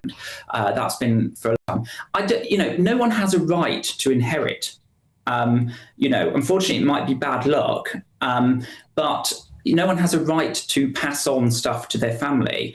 And therefore, that's why I think it's important that, unfortunately, you either save for the bad fortune of care or you take from assets, but defer that until you no longer are living. I think that's a fair way of doing it, rather than putting up taxes on the working age population. Taxes on the working age population, particularly high income earners, is at record levels. We need to be taking more money from assets rather than the income from working age people. Well, yeah, as long as it's not all just taxed to high heaven. If you're using your assets to pay for something that you want or need, great. If it's just the tax man coming to take ever more, not so great. Ryan, we'll have to have you back to debate one of our pensioner viewers who's very angry because you've caused a quite a lot of debate. I'm very happy to. That'll be a lot of fun. Chair of Bright Blue, the think tank, Ryan Shorthouse there. Well, there you go. Yeah, do get your thoughts in. gbnews.com/your say. Always interested to hear what you might think on proposals like that. Well, indeed. Now, the government plans to give universal credit households up to £4,500 a year if they allow their teenager to start an apprenticeship. Is this a helping hand into work, or are ministers rewarding bad parenting and also welfare dependency? We'll debate that. But after the break, an illegal migrant has been jailed after turning up at a school armed with a hammer, hatchet, knife and a can of petrol. We'll bring you the disturbing footage and the story. All of that and more to come. Your GB News, Britain's #1 news channel.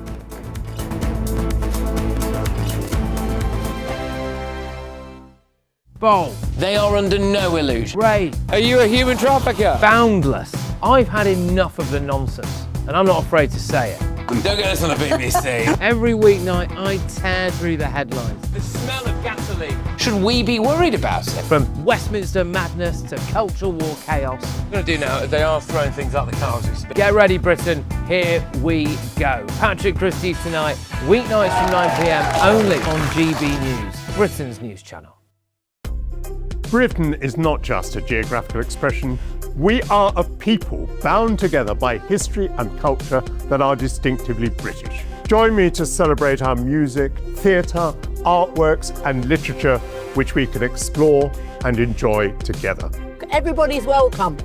Sunday with Michael Portillo. Every Sunday at 11 a.m. on GB News, the People's Channel, Britain's news channel. From the school run to the home run, watch a new show for all of Britain. So he can say whatever he wants. A straight talking show where all voices are heard. And, when are we going to stop talking about smashing the gangs and actually do it? With the stories that matter from every part of our country. There's a bit of a crash landing there for your Chancellor. Bold, fearless and standing up for you. That's me, Martin Dordme, 3 p.m. till 6 p.m, weekdays, here only on GB News. The People's Channel, Britain's news channel. I've been in Westminster for a long time, but I know that though power may be here, its effect on people's lives is across the whole of the country. We may be where rules are made, but it's where they're implemented that matters. Join me, Jacob Rees-Mogg, for forthright and frank discussion on where Britain has come from, where it's going, and where it will end up. That's State of the Nation, Monday to Thursday, 8 to 9 o'clock. Vox Populi, Vox Dei. Westminster's full of talk, but out here, it's the real world. Am I allowed to talk then? No, that's it. This is where it matters, real people and real lives. That's what politics is all about. In fact, has Trump made a good start?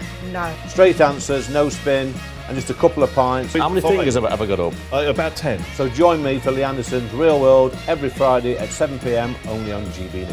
The People's Channel, Britain's news channel.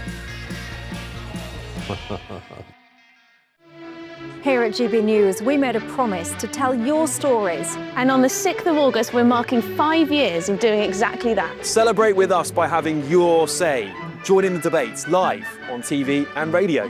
And meeting your favourite presenters across the country, from Leeds to Aberdeen, from Belfast to Barry Island. Plus, join me in Essex for our biggest live show of the year. Scan the QR code or visit gbnews.com/celebrate. Terms and conditions apply.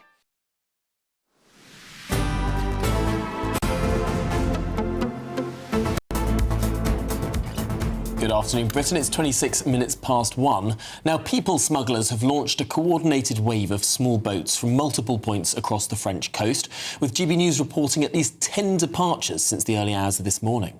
Yes, the report says the launches stretch from Dunkirk to Dieppe in an effort to overwhelm the French police patrols. Well, GB News Home and Security Editor Mark White joins us now. Mark, this is an unusually large wave of crossings.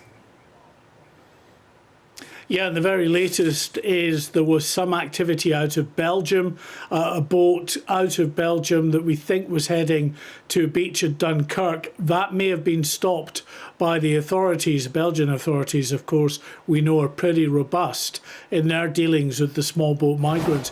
But take a look at these images, first of all. This is on a beach which is pretty far down the French coast towards the Somme. So you're heading down towards Normandy, and there's nothing on that beach in the way of law and order or anything. That's a group of migrants unravelling their dinghy and then filling it full of air. There's a couple of dozen migrants there, just enough to be able to carry the dinghy and the engine and other parts down, and then they're on the sea and they're heading up the coast basically. And what they do, of course, is they call in at pre-arranged areas to pick up migrants. Now, the Shadow Home Secretary Chris Philp is on one of those beaches where these taxi boats are calling into.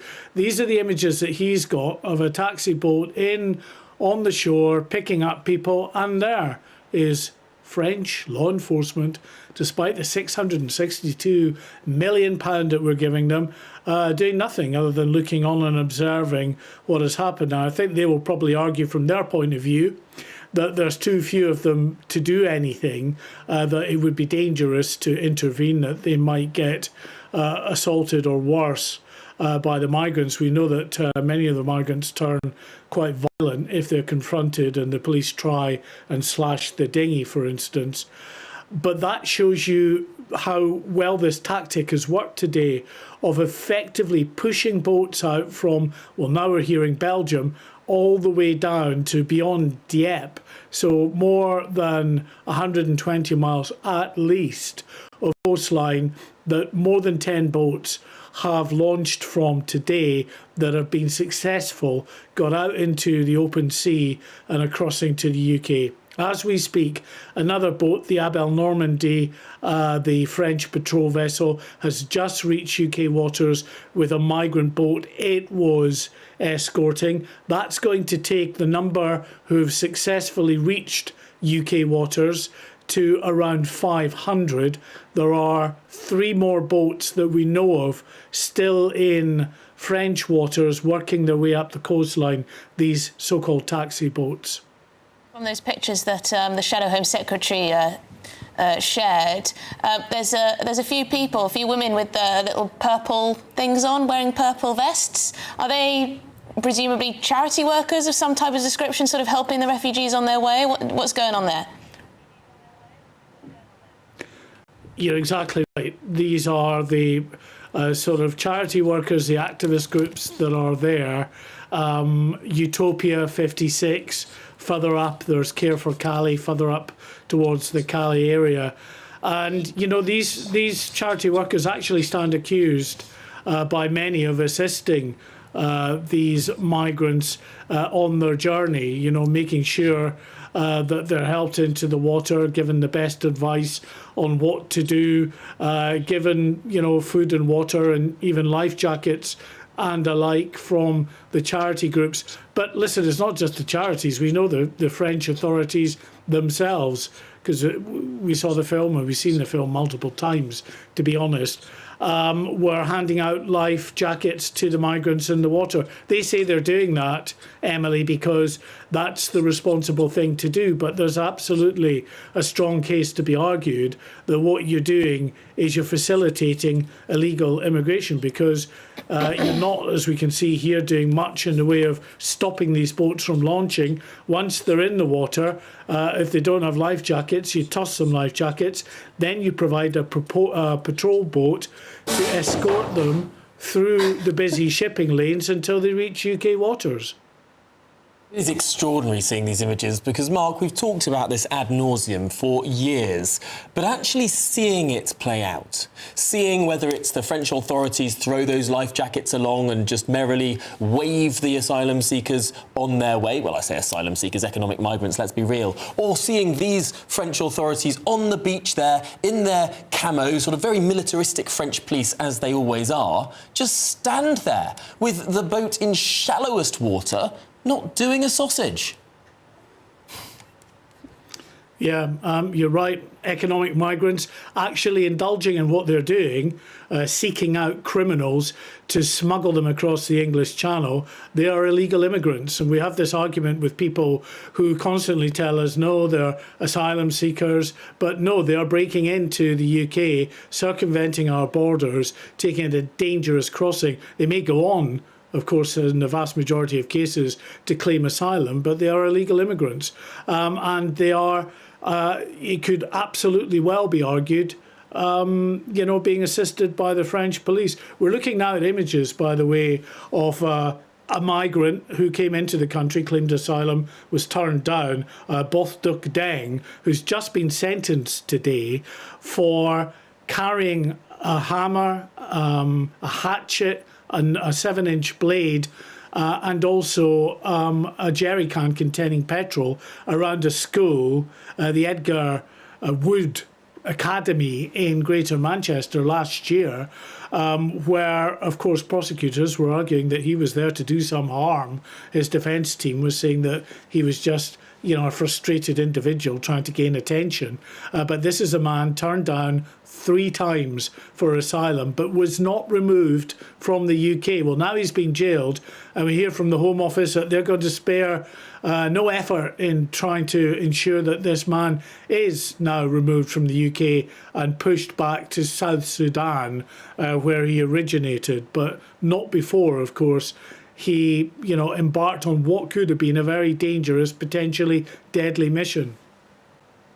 So frustrating about this whole thing is we do not know who these men are who are turning up at our shores, and the way the government is not treating this as the emergency it is. I mean, we do not know if there are people coming in with the most awful mental health problems. We don't know if people could, arm themselves once they arrive here. We don't know if they have terrorist intentions or whatever else. We just don't know, and the government just seem to be allowing it to happen, although they would say they're trying to make changes and the like. But Mark White, we'll talk to you in a little bit. Thank you very much indeed for bringing us the latest from the English Channel. It continues. It does indeed. Well, this is Good Afternoon Britain on GB News. Lots more still to come on today's programme. But first, let's get an update on those very latest news headlines.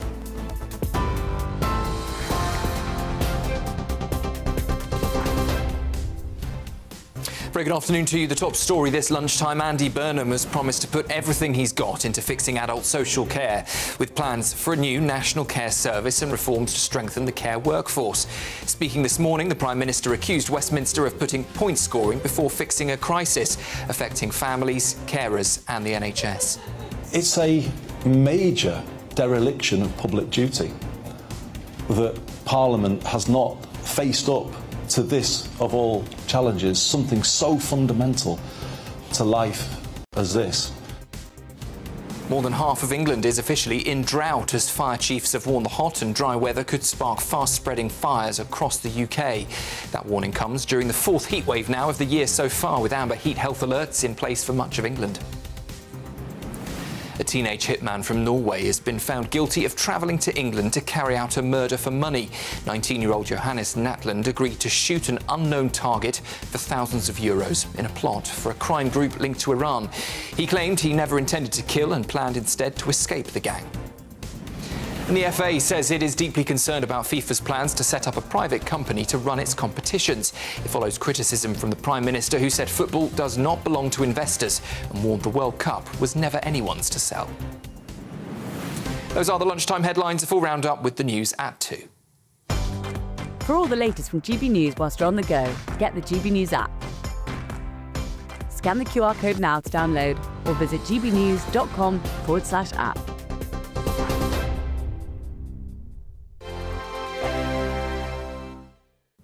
Hello, good morning. Welcome to your latest GB News weather update brought to you from the Met Office. A very hot day to come across southeastern England before it does cool down through the rest of this week. Rain across parts of Northern Ireland and Scotland as well through this afternoon. That's thanks to this cold front.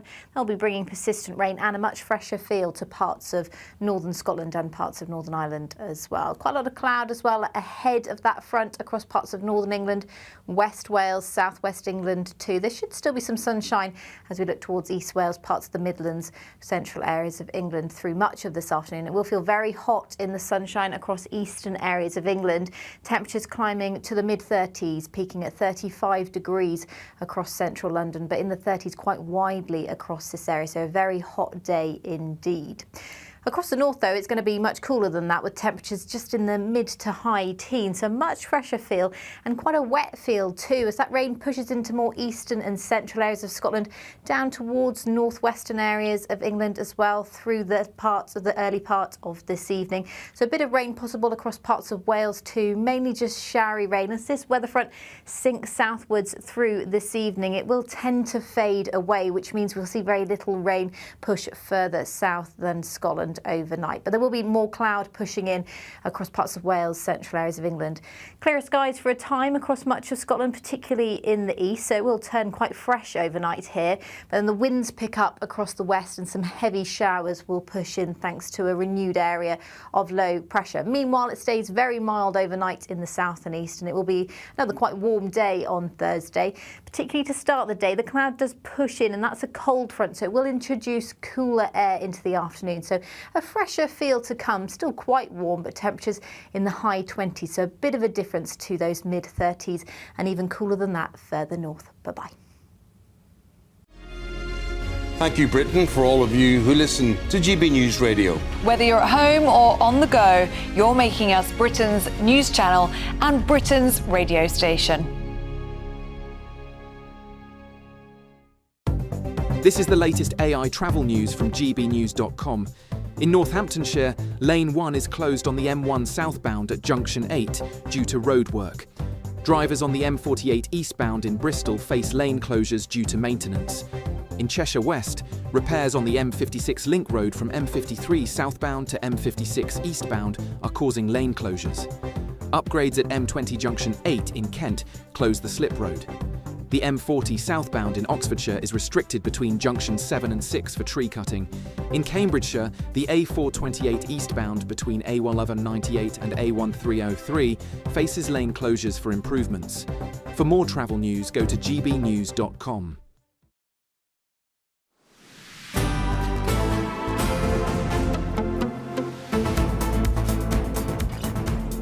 Good afternoon, Britain. It's now coming up to 20 to 2, and parents claiming benefits in Britain will be given £4,500 a year extra if their children become apprentices. Yes, the government said the new bursaries were part of a plan to create 50,000 new apprenticeships and stop school leavers falling into a life on benefits. But is this just the government rewarding questionable parenting and welfare dependency? Yeah, so essentially, if a household is on universal credit and if their benefits would fall if their young person went off and went on an apprenticeship, then they'd be given £4,500. So there you go. This is to try and ensure that child does go on an apprenticeship. Joining us now is the head of campaigns at Onward, Joanna Marchong, and head of communications at the Autonomy Institute, Jack Kellum. Joanna, what do you make of this? It seems a bit perverse to me.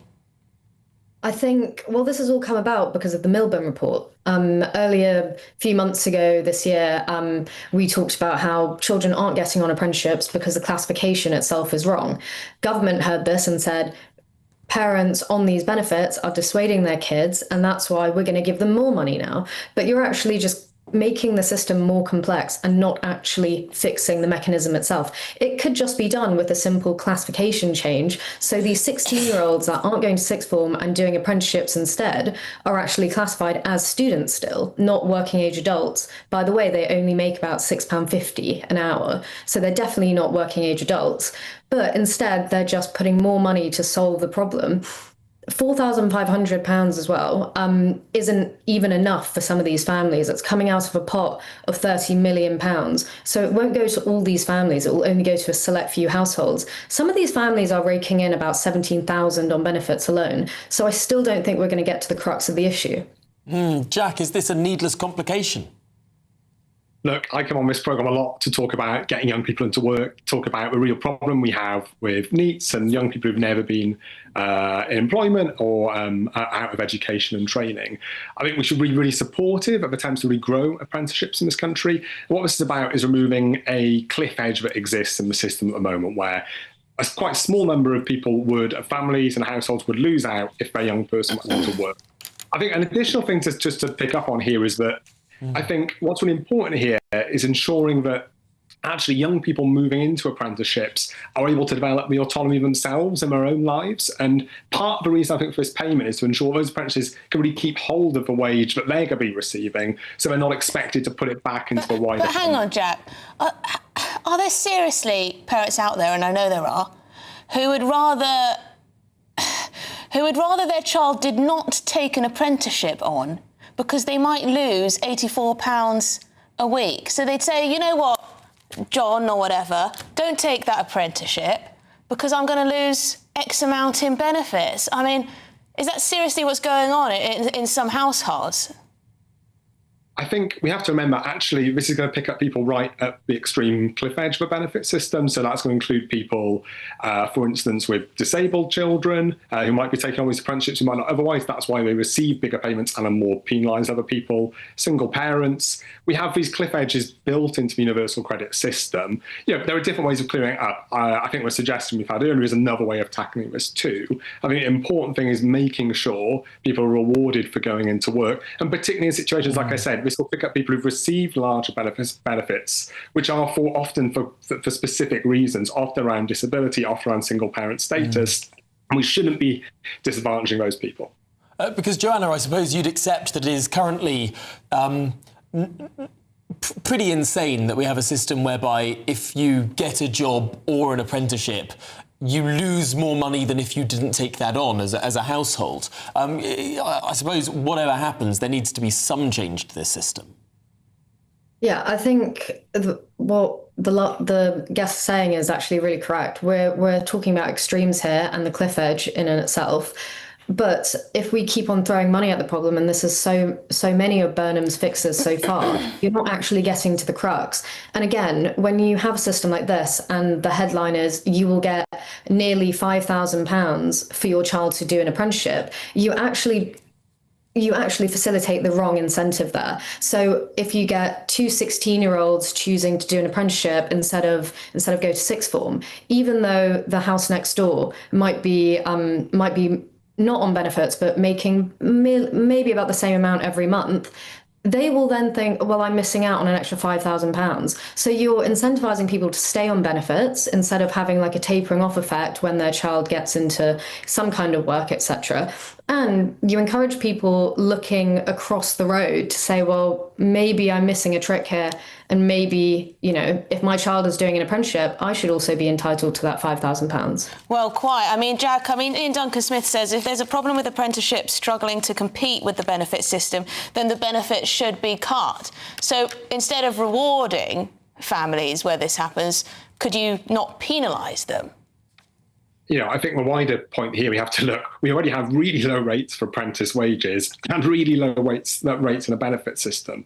Lots of the issue that we have in the benefit system comes from the scale of it. The big benefits budget comes from, like I said, the large number of people, young people, for instance, who are not in employment or training, but also that big benefit bill actually is often down to things like pensions, housing benefit, and so on. So actually, this is a small component of it. It's not because the absolute values of people are getting are particularly big. The problem is an issue of scale here. And if we can really shift people into forms of employment like apprenticeships at scale, that's something we should really be looking into.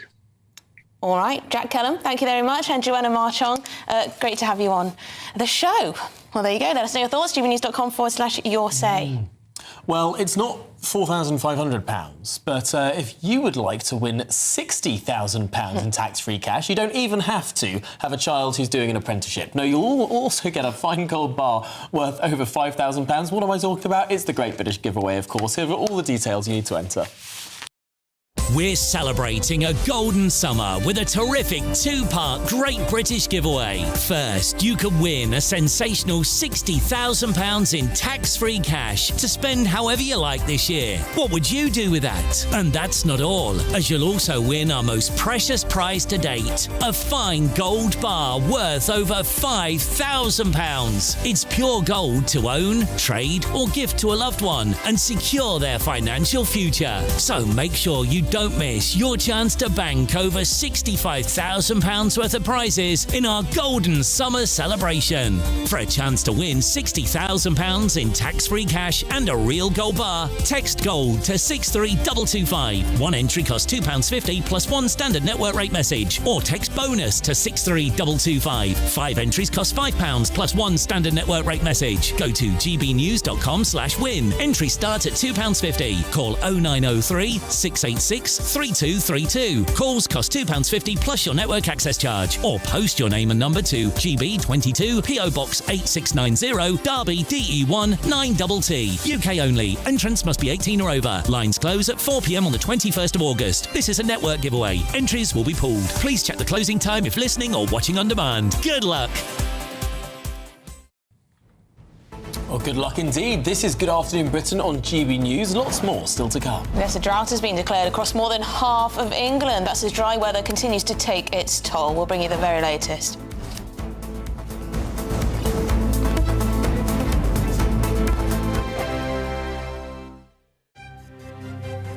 GB News Breakfast. Every day from 6 a.m.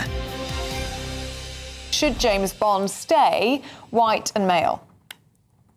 Yes, I think that's probably the best course of action. If you think about it, Amazon have taken over Bond about a year ago, and they're a big company, aren't they? And this is a risk, isn't it? They don't want to be seen to cast their first James Bond in anything other than the most popular Bond to everybody. So if you're a casting director, like Debbie McWilliams has said, the previous one, I suppose it'd be who would be the most popular? What's the safest thing to do?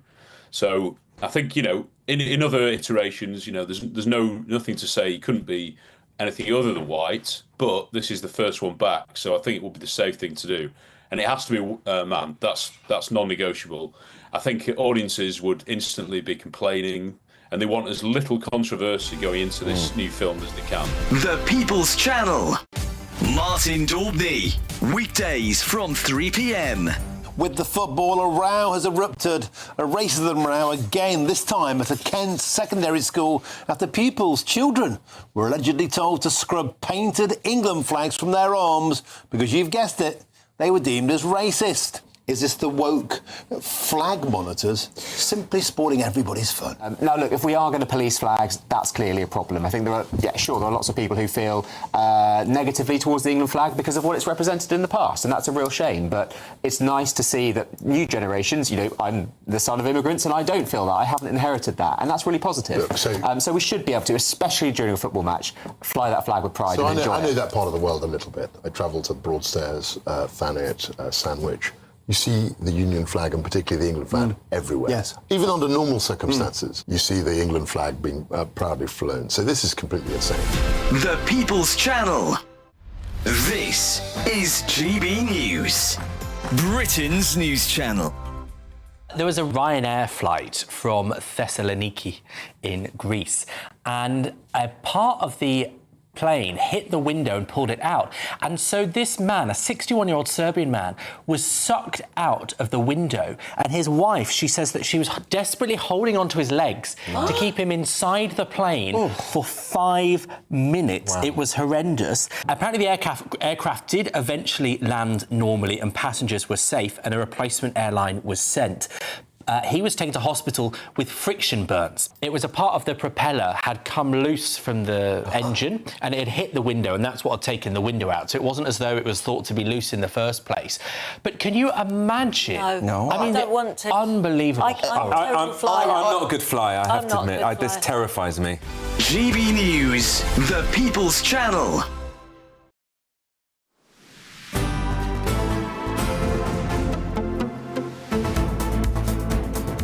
There's a drought out there, Tom. Is there?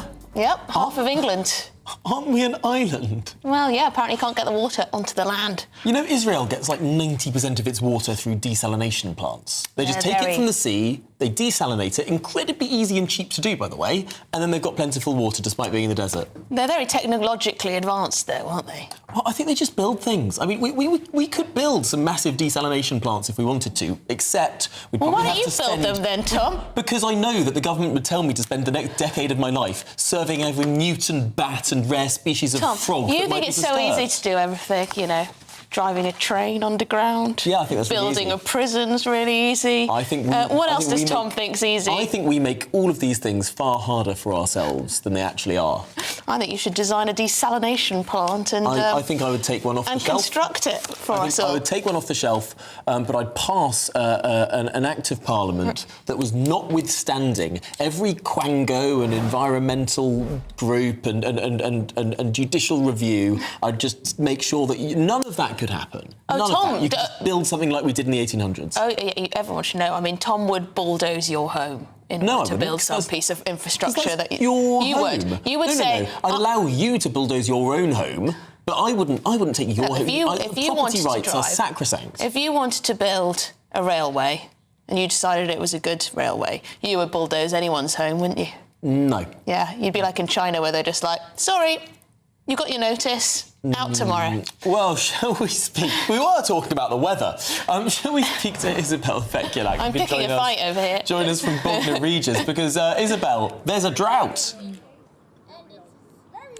Yes, there is. Good afternoon to you both. The Environmental Agency has declared a drought in 7 areas in the country, including central, southern and eastern England. That amber heath health alert is still in place as well here. That's in place until tomorrow. It could reach up to 35 degrees here today in Bognor Regis, and certainly people are fleeing to the seaside to try and cool off by the coast. I'm here at a mini golf course, Bognor Regis mini golf course. I'm now joined by Ryan Hillier. Ryan, you've worked here for 9 years. What's this summer like in comparison to others? In comparison to others, it's obviously much hotter, but it's a trickier environment, with especially being mainly gardens around and business a little bit low, but still busy as ever.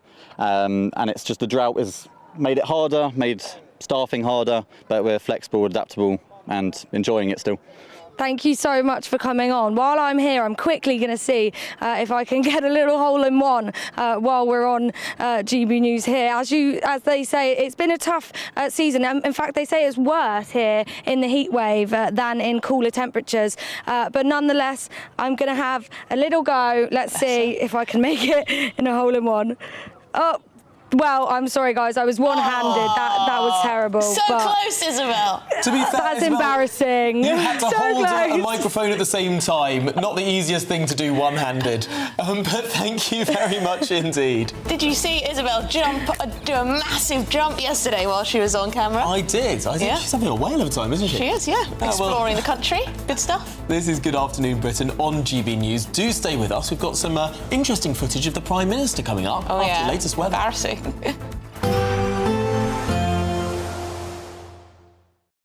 Today, clouds overhead, total zen within.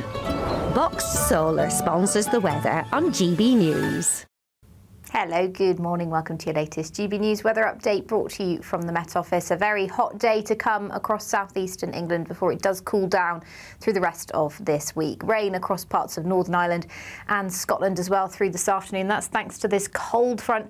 They'll be bringing persistent rain and a much fresher feel to parts of northern Scotland and parts of Northern Ireland as well. Quite a lot of cloud as well ahead of that front across parts of northern England, West Wales, southwest England too. There should still be some sunshine as we look towards East Wales, parts of the Midlands, central areas of England through much of this afternoon. It will feel very hot in the sunshine across eastern areas of England. Temperatures climbing to the mid-30s, peaking at 35 degrees across central London, but in the 30s quite widely across this area. So a very hot day indeed. Across the north, though, it's going to be much cooler than that, with temperatures just in the mid to high teens. So much fresher feel and quite a wet feel too, as that rain pushes into more eastern and central areas of Scotland, down towards northwestern areas of England as well through the early part of this evening. So a bit of rain possible across parts of Wales too, mainly just showery rain. As this weather front sinks southwards through this evening, it will tend to fade away, which means we'll see very little rain push further south than Scotland overnight. But there will be more cloud pushing in across parts of Wales, central areas of England. Clearer skies for a time across much of Scotland, particularly in the east, so it will turn quite fresh overnight here. But then the winds pick up across the west and some heavy showers will push in thanks to a renewed area of low pressure. Meanwhile, it stays very mild overnight in the south and east, and it will be another quite warm day on Thursday.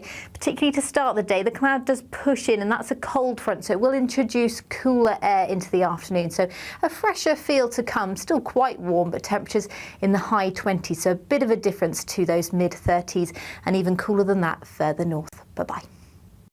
Today, clouds overhead, total zen within. Boxed Solar sponsors the weather on GB News.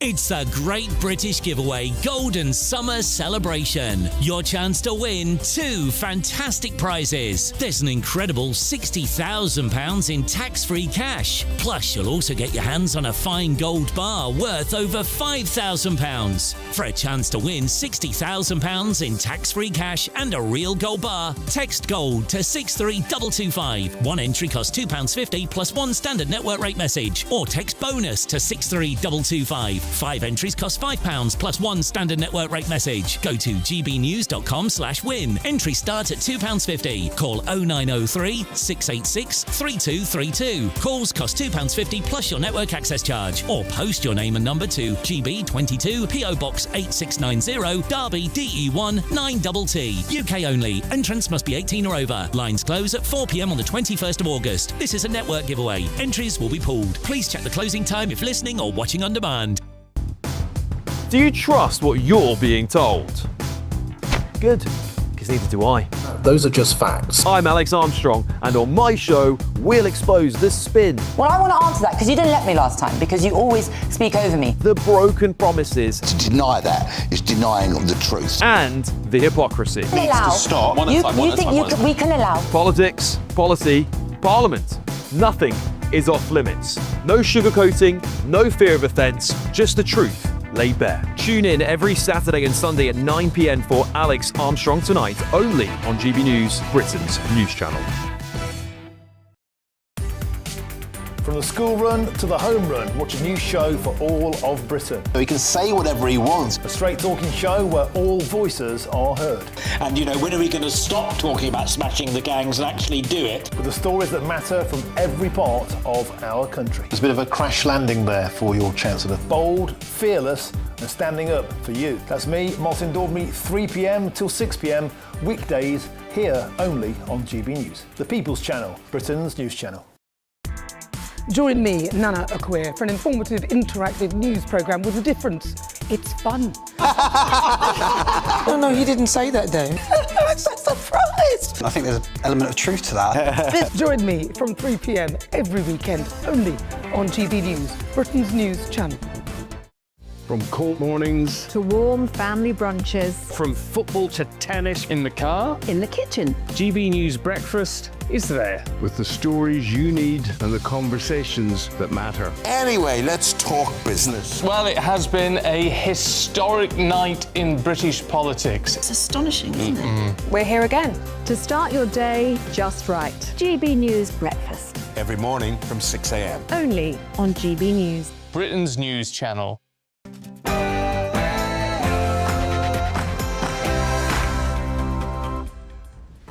Good afternoon, Britain. It's 2 o'clock on Wednesday, the 29th of July. I'm Tom Harwood. And I'm Emily Carver.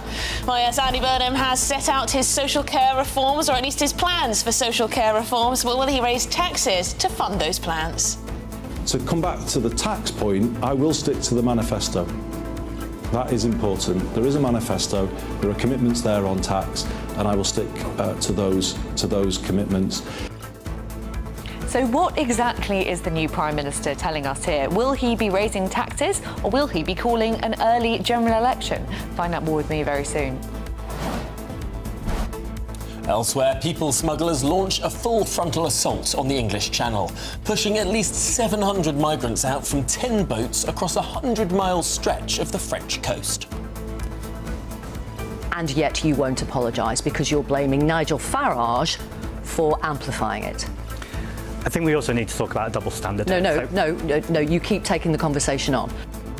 OK, the Green Party leader Zach Polanski admits he made a mistake sharing a guillotine image of Nigel Farage, but he refuses to say sorry. An illegal migrant has been jailed after turning up at a school armed with a hammer, a hatchet, a knife and a can of petrol. We'll bring you the disturbing footage very shortly.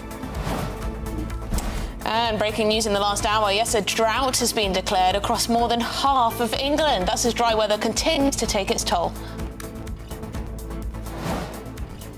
Well, here in Bognor Regis, Brits are escaping the inner city heat to cool off by the coast, with amber heat health alerts still in place, people being told to take precautions while out in the sunshine. Meanwhile, in the southwest France, that hot weather has caused devastating wildfires. We've been given special permission to film in the evacuation zone and to see just how destructive these fires have been on houses in this area. And an amateur cricketer famed as clicky pointing is accused... Clicky Ponting is accused of clicking his fingers to fake the sound of a bat's edge and trick umpires into giving players out. If he's found guilty of cheating, should he be banned for cricket for life? It's a very English scandal, Tom.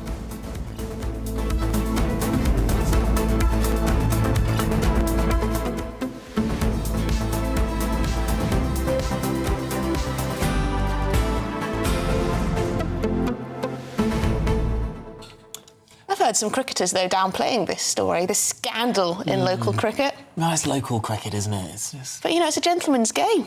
It You're is. supposed to be true to your word. You're not supposed to go around cheating. That's there true. are some calls for him to be banned for life. Oh, I know. This suspect, this alleged cheat. I don't know why local cricket is a national story, though. I mean... Because it's the summer, and because people don't like a cheat. But speaking of a national story involving an yes. assumed local man, Andy Burnham has, of course, been out and about promoting his new drive to fix social care in the country. Take a listen to this interesting interaction he had with a social care patient.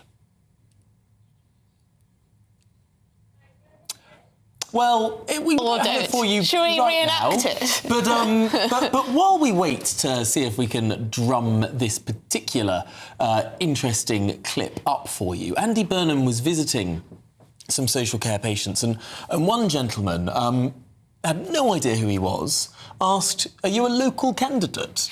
Burnham says, "I was a local candidate, but now I'm the Prime Minister." Shall we have a listen? How are you? Andy. I'm Andy. Andy. I'm Dev. Andy. Andrew. Yes, that's it. Yeah. You are the local candidate, are you? Oh, no. I was a local candidate.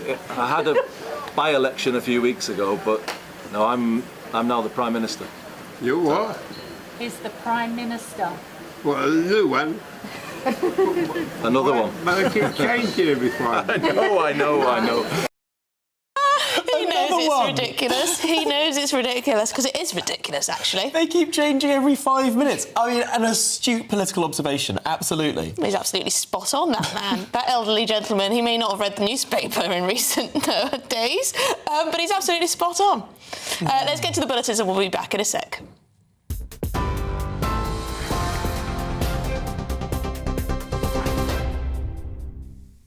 Thank you both, and good afternoon to you. 4 minutes past 2. The top story: Andy Burnham has promised to put everything he's got into fixing adult social care as he puts the issue at the centre of his first days in Number 10.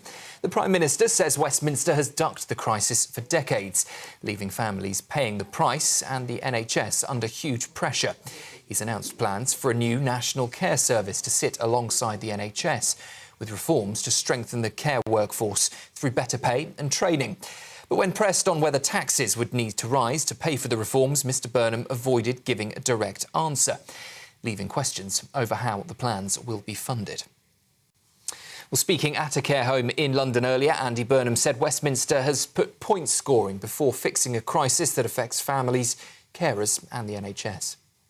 It's a major dereliction of public duty that Parliament has not faced up to this, of all challenges, something so fundamental to life as this. It's shameful, to be honest, that politicians have put point scoring before fixing this issue, but that's what's happened. The UK is on wildfire alert, with 7 areas of central, eastern and southern England now officially in drought. The Environment Agency says record low rainfall and high temperatures have left parts of the country dangerously dry.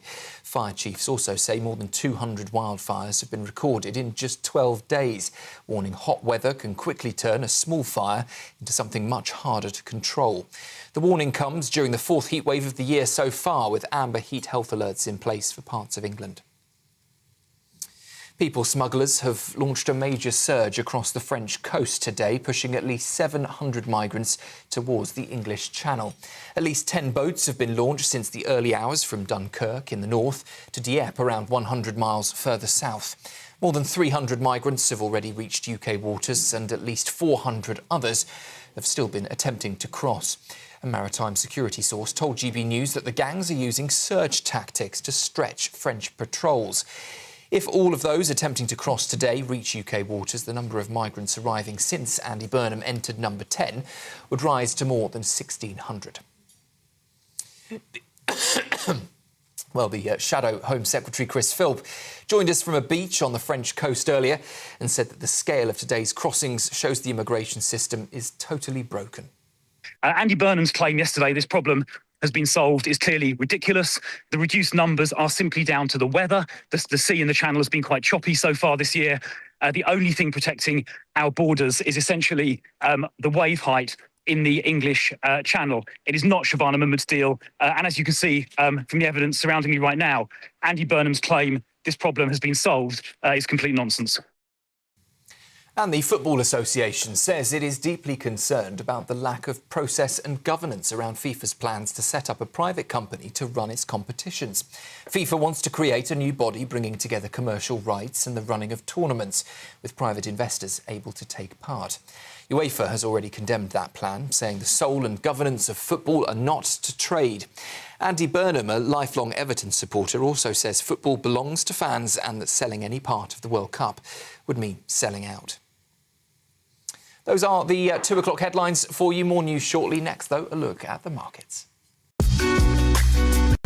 Taking the ups and downs in our stride. Stilts Home Lifts sponsors the GB News Finance Report. Just coming up to 9 minutes past 2, the markets for you. The pound will buy you $1.35 and 1.15 euros. The price of gold is £3,554 per ounce, and the FTSE 100 is at 10,596 points.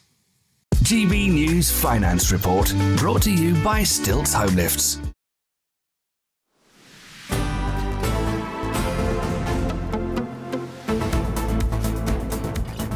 Good afternoon, Britain. It's 9 minutes past 2. Now, the Prime Minister has just finished giving a speech on social care reforms. Well, that was true a couple of hours ago, but he did this morning, where he pledged to put everything he has got into fixing adult social care. Yes, he wants to strengthen the workforce, increase their pay and their training. Well, joining us is our political correspondent, Olivia Utley. Olivia, the Prime Minister here wants to stake his political capital on this reform, but he hasn't told us exactly what the reform will entail. He hasn't told us really anything about what the reform will entail. All he's told us is that he is basically prepared to lose friends over this. He's then handed it over to Baroness Casey, who's going to do an expedited review into adult social care, the findings of which will be published next autumn at the earliest. Now, on the face of it, it doesn't seem like the perfect time to reform adult social care. Of course, this is a massive problem which has been recognised for a long time. There have been 22 reviews of adult social care over the last 30 years. Every single one of them has ended in failure, and now looks like a more difficult time than ever before to do anything about it. We are living with an ageing population and a declining birth rate. At the same time, we have an enormous gap in defence spending, £4.9 billion to be filled at the next budget. The welfare bill is still ballooning with no sign of it being brought down anytime soon. And the state pension age, because of that rising age population, is still rising. There is a lot of money which needs to go to a lot of places, basically. And social care reform, which will be very expensive, although, of course, necessary, is just another thing to add Olivia, to Burnham's list of things to pay for. On the amount of things that they need to pay for, interesting, Baroness Casey has said that even she would qualify for disability support based on an official survey by the Department for Work and Pensions. So she's calling for the country to ask difficult questions on welfare reform. I mean, could big spending Burnham actually be the person to curb benefits if Miss Baroness Casey tells him to? Really interesting idea, and of course that would go some way towards paying for this social care bill. And Andy Burnham did hint that although there will be difficult decisions to be made, i.e. read tax rises, there is still more that can be done within the budget that we have. So could that mean shifting some money around from welfare to social care? That said, we saw what happened to Keir Starmer when he tried to make changes to welfare, and what happened was a massive rebellion of Labour backbenchers. Politically, I think, if anything, the situation is even worse for Andy Burnham. He's seen as one of the soft left, the soft left, generally tend to be the ones within the Labour Party who don't want to reform welfare. And if Andy Burnham is seen to be sort of turning on his own side, the Angela Rayners and Ed Miliband's of this world, then he could have a very, very tricky time. He's also intimated that he doesn't really have any big plans to reform welfare in the next few months. But I think what we do know is basically that Andy Burnham hasn't quite decided anything yet. His plan is to look at everything in the round. We don't quite know how long that's going to take. Adult social care reform will be huge. I think we can predict a general election at the beginning of 2028 because there is no way that these kind of massive reforms can be paid for while sticking to the Labour 2024 manifesto, which says no tax rises for ordinary working people. That's my prediction, but let's see if I'm I mean, what Casey's doing, I mean, she's going to have to look at public opinion, she's going to have to do a massive consultation, get everyone's views on it. It's going to be tricky to... Or will she already have policy suggestions in mind and then try and find the support for them? I mean, there are clearly already policy proposals floating around. Exactly. Andy Burnham put one forward in 2009, Theresa May put one forward in 2017. Rishi Sunak put one forward in 2022. There are lots of ideas floating around. One idea, which the Telegraph is reporting today, which has apparently been put to Andy Burnham by civil servants, is a 1.8% income tax raise for all working people over the age of 34. And that will be on all salary over about £6,000. So that could hit working people quite hard. But of course, generally... Selfishly, I don't like that one. No, as someone who's just turned 34, I will be turning 34 by the time this happens, so I don't much like it either. And I suppose the particular peculiarity of this one is that you would be paying, everyone over the age of 34 would be paying into a designated fund that, unlike, for example, the state pension, current tax receipts pay for current expenditure. This would only be paid out at the moment the person paid in then reached the age at which they needed it. So it's sort of ring-fenced and it could be put away in some sort of fund and grow and all the rest of it. But then there's the question of, well, how do you fund the people who have social care now? And I'm worried that actually it'll be us three who are paying not just for our own social care through the tax rise that then funds us in the future, but also through extra taxes to pay for people right now. There will be a generation that has to pay twice. And under that proposal, I think it looks like it's us. That sounds very likely, Tom. Well, I'm sure people are crying at home for you, Tom. Little violins out for us all. Yeah. Anyway, in other news, another big problem for the country is people smugglers, because they've launched a coordinated wave of small boats from multiple points along the French coast today. GBNews is reporting at least 10 departures since the early hours. Yes, the report says that launches stretched from Dunkirk to Dieppe in an effort to overwhelm French police patrols. OK, well, GBNews Home Security Editor Mark White joins us now. Mark, just how long are they now travelling, some of these boats, from the French coast? Just how far, I mean? Well, some of them can be in the water for over a day before they eventually get to UK waters and then are taken off to Dover Harbour. It's a long old trek depending the route they decide to go on. We can confirm now, actually, that 11 migrant boats have been launched into the English Channel as part of this wave of illegal crossings today. The latest, we mentioned it last hour, we were unsure whether it was a boat that had made it or not, but it's left from Belgium. It came down, picked up a bunch of illegal immigrants from a beach at Dunkirk and is now heading out into the open channel.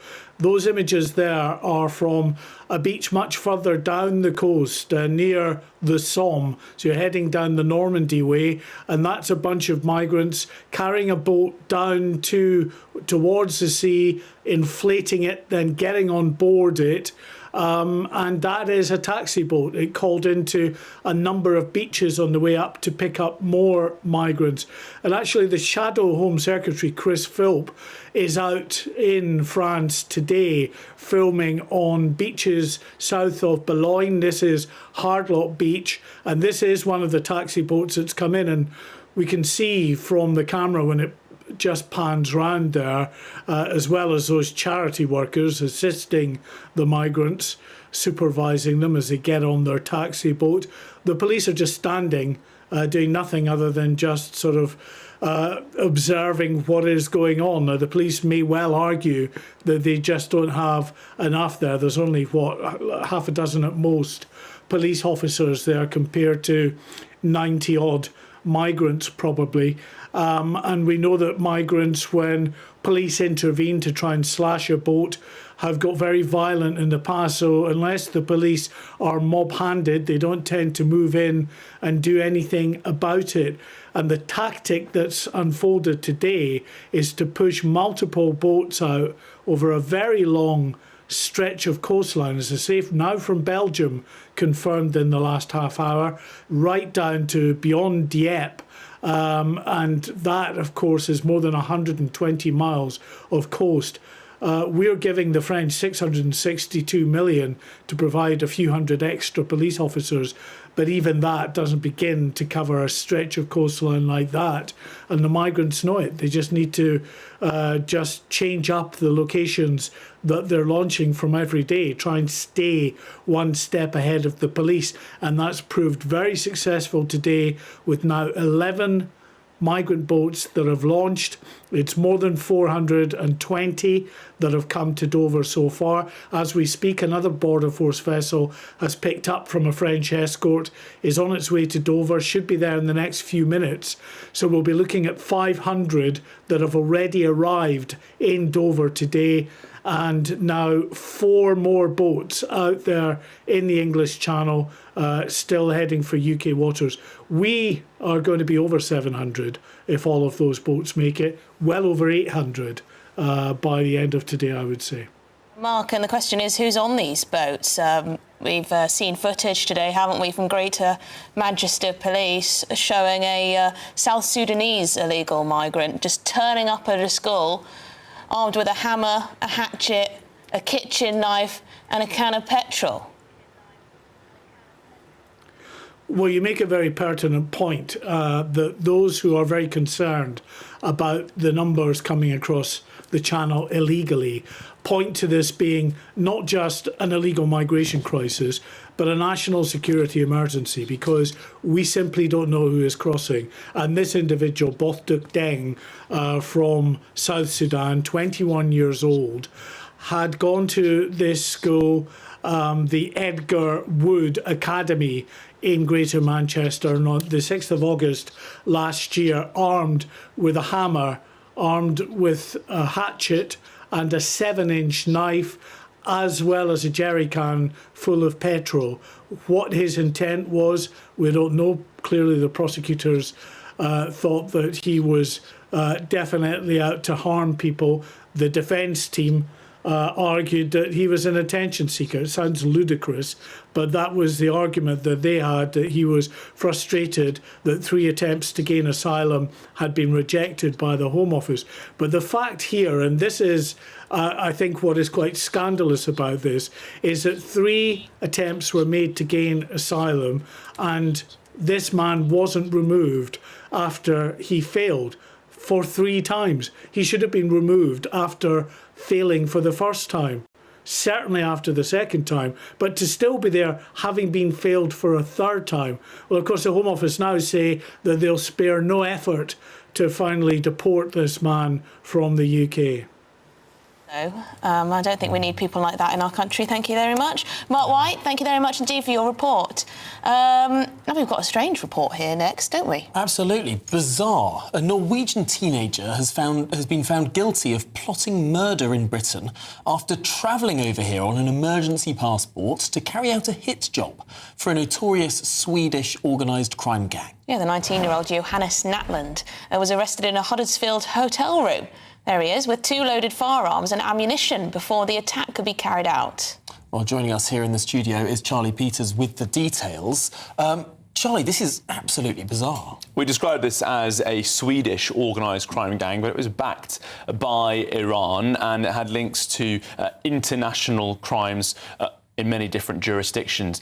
I want to just bring you some extraordinary footage of the moment that Johannes Natland was arrested. This is him at that hotel room. You see, he mimics a gun with his hands and is quickly nicked by the counter-terror police officer. We'll just play this again for you because it's quite extraordinary footage.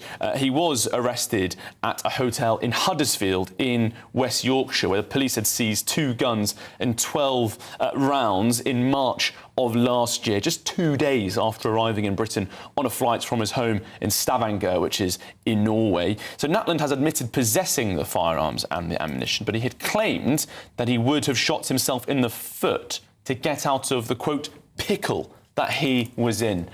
Now, jurors had heard during the trial at the Old Bailey that he had lied repeatedly following his arrest. He also tried to persuade his girlfriend not to give evidence when he phoned her from prison, which of course would have been captured by the investigating officers. He reportedly gave no reaction in the dock as the jury delivered its verdict today. It's a retrial, and Mrs. Justice Chima Grubb ordered a report on this defendant. He's been remanded into custody to be sentenced on a later date. But let's just get some information on Natland and what has gone on here, because he's been recruited reportedly by a 17-year-old who can't be named due to their age, who was also convicted in Norway of attempting to contribute to murder in May of last year. 3 others have also been charged by the Norwegian police forces, with a decision which is still to be taken on whether the prosecutors want to proceed and indict them on that issue. Now, this 17-year-old was working for the proscribed Swedish Foxtrot gang. That's what you described as that organised crime group in your intro, which is backed by the Iranian regime. It's been known to deploy children as young as 13 in drug smuggling and violent crimes. And this is some of the weapons that Johannes Natland had brought with him to Britain. There's that flintlock-style revolver and a more modern weapon on the other side. But Natland, he was being managed by an English-speaking boss called Agent 47.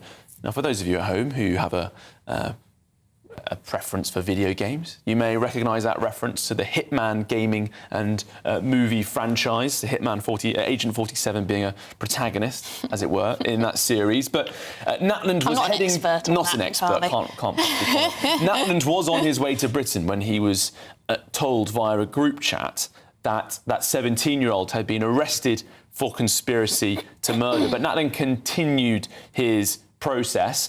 Agent 47 directed Natland to take that flight, and he did so on a temporary passport in March of last year, stopped by Border Force officials who bailed him to return to the airport, but instead he took that taxi to Huddersfield. He picked up £2,000 in cash. He got those guns, got the bullets, and was directed to a stolen Nissan with false plates that was going to be used in the killing. But on the evening of the planned shooting, Agent 47 warned Natland, "We have much to do tomorrow." At 5:15 a.m. the next day, much to do was cancelled because the armed police banged on his door to arrest him, and he smilingly emerged in his boxer shorts to do that mimicked action of picking up a rifle or a weapon towards the officers, who quickly smacked him against the wall and put him in cuffs. Yeah, so curious, isn't it? He apparently came from a well-to-do family, a nice neighbourhood, was very academic and sporty, and then goes into the underworld. Just throws his life away. Charlie, why do you think he did the weird hand fake gun gesture? We can't all put ourselves in the minds of Norwegian teenagers, can we? In moments at 5:15 in the morning, you're not thinking... Perhaps he thought this was his last moment to do something that could be considered entertaining or iconic, and to give himself a bit of notoriety. I think he knew the game was up when he heard the bang on the door. To exert a bit of control, probably, right? Yeah, to have a bit of fun. I think it's highly unlikely it was to cause himself any harm, as some people in a standoff with armed officers like to generate a moment of tension so they might evade further action. Apparently his mother was absolutely none the wiser. She had no clue. She thought he was just at his mate's house, gone for 4 days. God. She thought when the police turned up that he'd maybe been done for cannabis or something. Everything about this story is bonkers. Charlie, thank you very much indeed for bringing us it. OK, well, this is Good Afternoon Britain on GB News. We've got lots more coming up. Yes, drought has been declared across more than half of England as dry weather takes its toll. But after the break, the Green Party leader Zach Polanski admits a mistake was made, sharing the guillotine image beside Nigel Farage, but he refuses to say sorry. All of that and more to come with GB News, Britain's #1 news channel.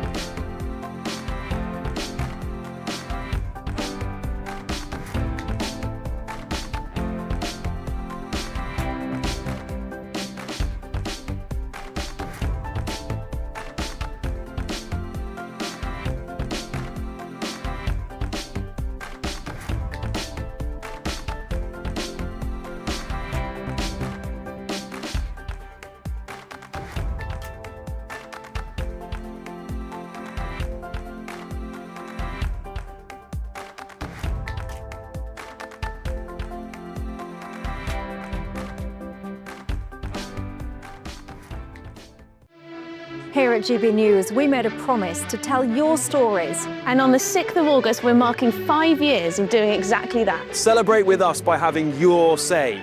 Join in the debates live on TV and radio.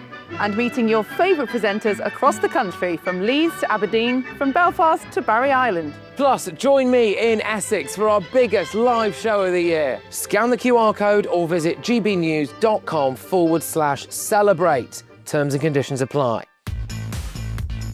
5 hosts, 5 opinions, 5 fearless debates, 5 unfiltered takes on the day's news, 5 reasons not to be anywhere else on Saturday night.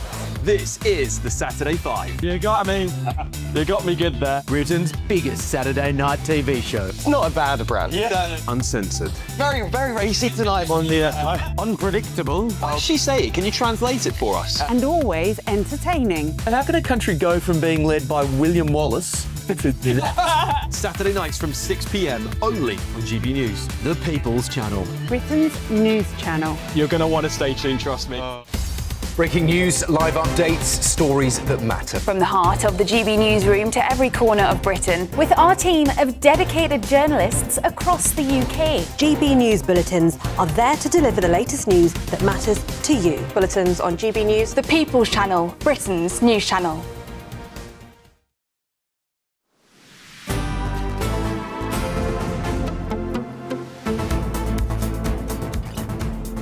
Well, good afternoon, Britain. It's coming up to 2:30. Now, the Green Party leader, Zach Polansky, responded after being roundly condemned and reported to the police even over a social media post appearing to threaten Nigel Farage's life. Yeah, so the post, it's gained massive traction online, and it showed a man wearing a T-shirt saying, "We're only making plans for Nigel," but next to a cartoon guillotine. Now, the story really is that Zach Polansky has seemingly doubled down and refused to apologise, although he did say that he made a mistake. Well, let's speak to the former Green Party deputy leader, Shahar Ali. Shahar, thanks indeed for joining us. This seems like a bit of a misstep on the part of Polansky. Of course, it may well be true that he didn't mean to share this one photo in a carousel of 20 and didn't look at it properly and all the rest of it. But to not say sorry seems like a big misstep.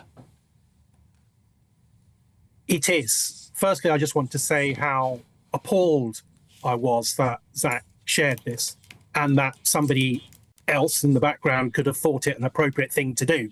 There's nothing remotely funny about this. It's not a minor offence. We've had 3 politicians killed. And the final one is, subject to a court investigation in the last 10 years. So he absolutely should apologise unequivocally from the heart, not issuing spokesperson statements on the night it happened, which don't even say sorry. And he has doubled down, as you rightly said. He is refusing repeatedly to apologise. And his explanation is doubly incoherent. First of all, he claims that he wants to get an apology first from Farage, whether it's to him or just generally, before he were to apologise, which is preposterous, which is almost like reversing the victim and offender here. And secondly, he claims that if he were to apologise, then that would be exploited or manipulated by Farage and his supporters, as if to say he meant it. Well, that's completely nonsense as well. If it is the case that he didn't mean to share that with the content that he later discovered to be the case, then that can be part of his apology. I didn't mean it. Obviously, I didn't mean it, which is effectively saying already. But the idea that you can't apologise for what he's claiming is an unintentional mistake is a poor show, and it does not represent the best of the Green Party. Well, yeah, he just seems incredibly stubborn, right? Incredibly stubborn. And there's been quite a lot of criticism from, as you say, from Green Party supporters as well, that perhaps he's online too much, that he's too interested in Instagram and TikTok and X and doesn't pay enough attention to things that actually matter, like what you tagged in. Do you think that do you think he's not apologising because he feels as though he's got the moral high ground over the Reform Party, that the Reform are the lowest of the low, they're the far right, he doesn't approve, so why should he have to apologise to a man like Nigel Farage? I'm just trying to put myself in his mind. Yeah, no, absolutely. There are a couple of things going on here. First of all, he has a track record not only of siding with people who make violent statements, such as, you'll remember, Bob Villan in Glastonbury. He was defending his right to be able to call for the death of the IDF. Yeah, of so course, he has a track record on this. And then there was, the person, one of the Tilton 4 convicts who took a sledgehammer to a police officer's spine and injured them. He wasn't quick to condemn that at all. So he's got a track record of, I think, making fairly dubious comments when violent rhetoric occurs. And he's betraying a double standard here, because when recently we had a gender-critical campaigner, Graham Linehan, who was arrested by the police for making posts which are arguably far less serious on X, he supported the police action to arrest Graham Linehan, who obviously got awarded quite a large, substantial sum by the police and received an apology. So for Mr. Polanski, his consistent free speech position would be to openly advocate for his own arrest so that this can be investigated further. So not only has he been co-responsible, I would say part of a group of activists within the Green Party who've been increasingly emboldened by his leadership to smear Farage over a decade. And you can see there are still posts available where Polanski's describing Farage as far right adjacent, and fascistic. So, or a fascist. And in doing so, I think in apologising, he would be, to some extent, undermining his previous statements. And what I'm increasingly curious about now is if there is going to be an police investigation where Polanski is either asked to contribute to inquiries or is the subject of that investigation. I actually do now want to know, because of his reticence and unpreparedness to say unequivocally that he is sorry, I'd want to know, did he know any of the perpetrators who were behind this? And what was his real motivation? And it strikes me that perhaps he did know a bit more than he's letting on about the content. Maybe not the detail of the content, but that it was about Farage and that he was fair game. So I do think that there is perhaps more to be uncovered here. Well, thank you for reminding me of some of those inconsistencies in what Zach Polanski has put forward in the past. Shara Ali, appreciate your time. Former Green Party Deputy Leader, thank you very much. Well, there you go.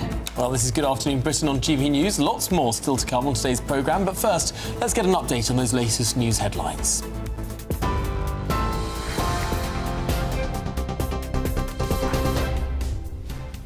Very good afternoon to you. The 2:30 headlines at 2:35. Andy Burnham has promised to put everything he's got into fixing adult social care, with plans for a new national care service and reforms to strengthen the care workforce. Speaking this morning, the Prime Minister accused Westminster of putting point scoring before fixing the crisis.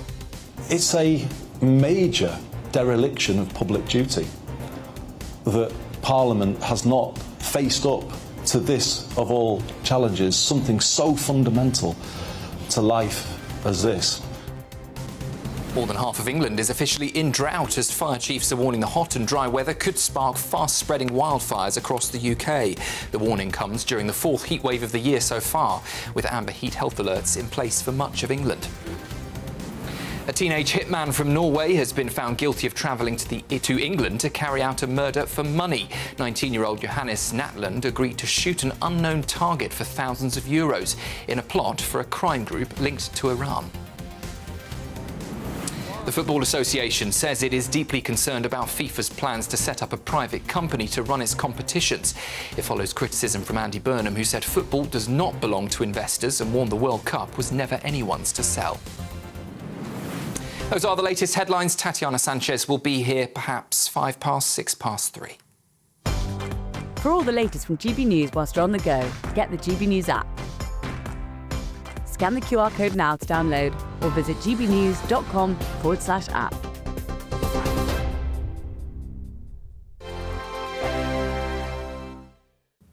Hello, good morning. Welcome to your latest GB News weather update brought to you from the Met Office. A very hot day to come across southeastern England before it does cool down through the rest of this week. Rain across parts of Northern Ireland and Scotland as well through this afternoon. That's thanks to this cold front. They'll be bringing persistent rain and a much fresher feel to parts of northern Scotland and parts of Northern Ireland as well. Quite a lot of cloud as well ahead of that front across parts of northern England, West Wales, southwest England too. There should still be some sunshine as we look towards East Wales, parts of the Midlands, central areas of England through much of this afternoon. It will feel very hot in the sunshine across eastern areas of England. Temperatures climbing to the mid-30s, peaking at 35 degrees across central London, but in the 30s quite widely across this area. So a very hot day indeed.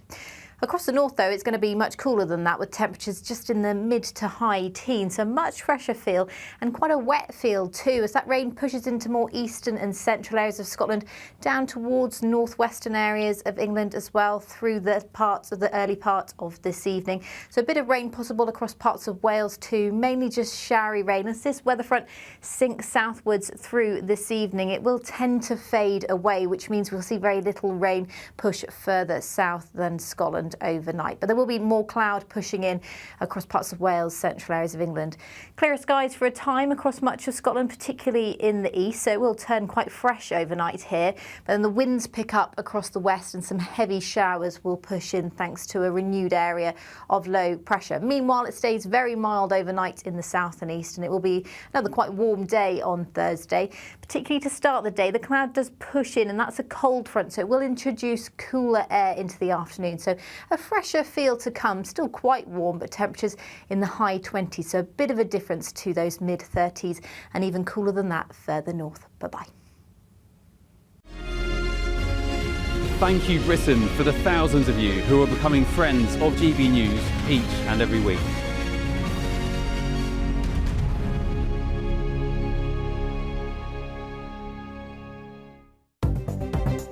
Good afternoon, this is the latest AI travel news from GBNews.com.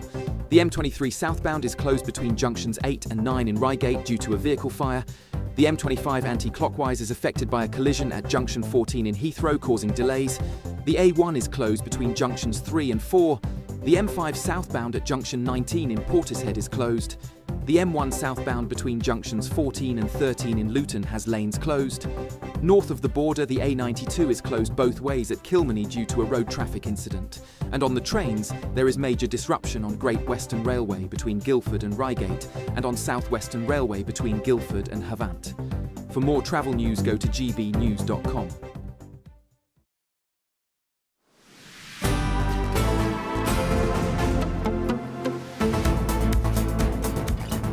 Good afternoon, Britain. It's now 20 to 3. And in regards to sharing an Instagram post featuring a man in a guillotine T-shirt captioned, "We're only making plans for Nigel," Zach Polanski, the leader of the Green Party, told the BBC's Newsnight programme he had accepted a request to collaborate with a photographer on Instagram, with the first photo in a set of 20 showing himself, the fifth showing the T-shirt.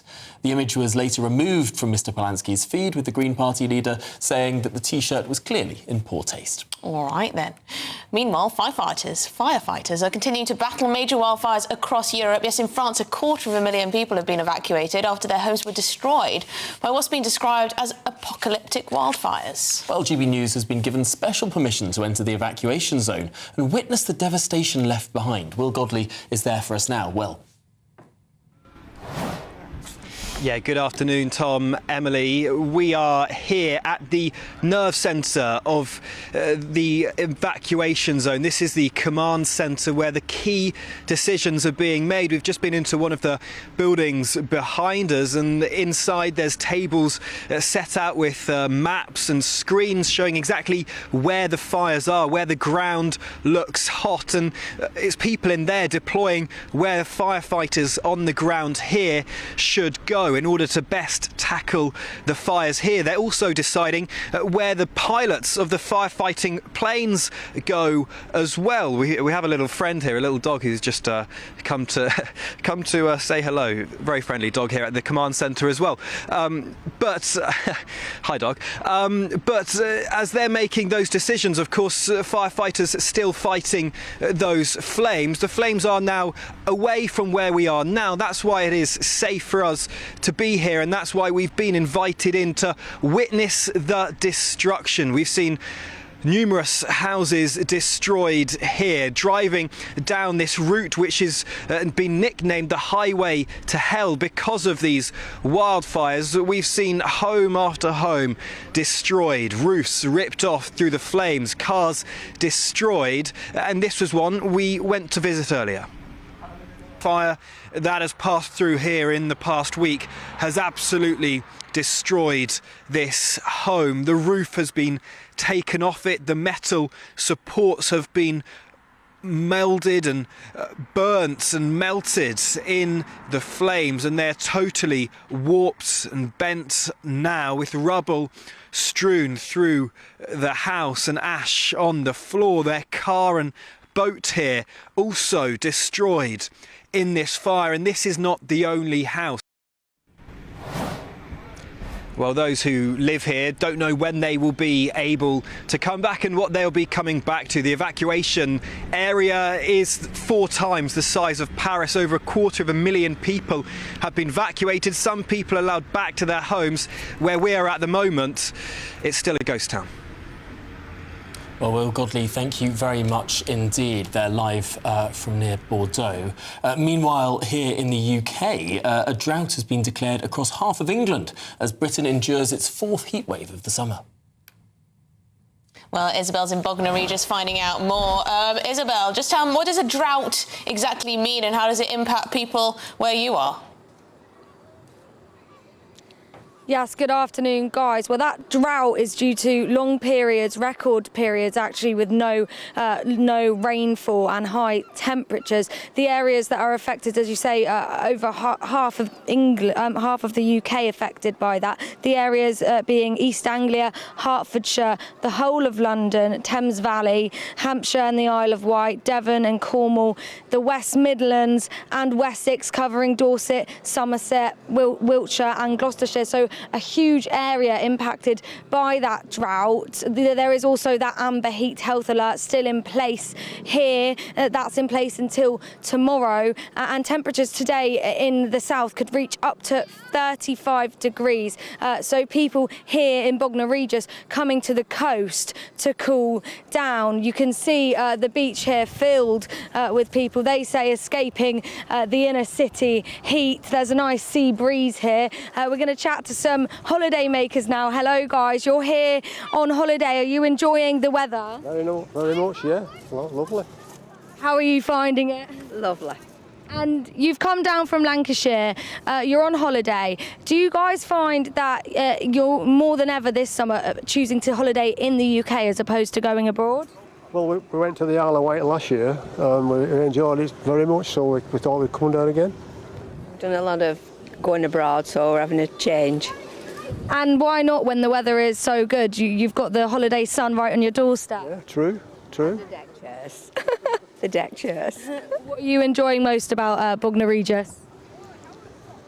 Well, we've come down on a coach and this is a free day today, but we normally go out on the coach. We've been to Chichester and Portsmouth. We'll be going to Brighton. It was good. You know, we see all over the coast, really. Brilliant. Thank you so much and enjoy the rest of your holiday. So people coming down to the coast of England to enjoy some of this weather, of course also having to take those precautions to keep safe in this extreme temperatures as a drought has now been confirmed in half of the UK. Well, it looks beautiful where you are, Isabel. Thank you very much indeed for that report, Isabel Fekulak there. I thought you might enjoy this because you like things that are sort of contrary to what most people think. Well, apparently, yes, Spain and France are having a bad year when it comes to wildfires. Oh, yes, but apparently, across Europe as a whole, this year, 2026, has been the least bad year recorded since 2012. Yeah, I've seen this. I think that Our World in Data records the number of wildfires across the... I think one of the issues is these are closer to population centres, and so more dangerous. Feel it more, yeah. Yeah, but apparently the wildfires aren't actually that bad in general across the entirety of Europe, so go figure. Not great for the people of Bordeaux, though. No. Well, coming up, an amateur cricketer is accused of clicking his fingers to fake the sound of a bat's edge and trick umpires into giving players out. If he's found guilty of cheating, should he be banned for cricket for life? But first, the travel weather.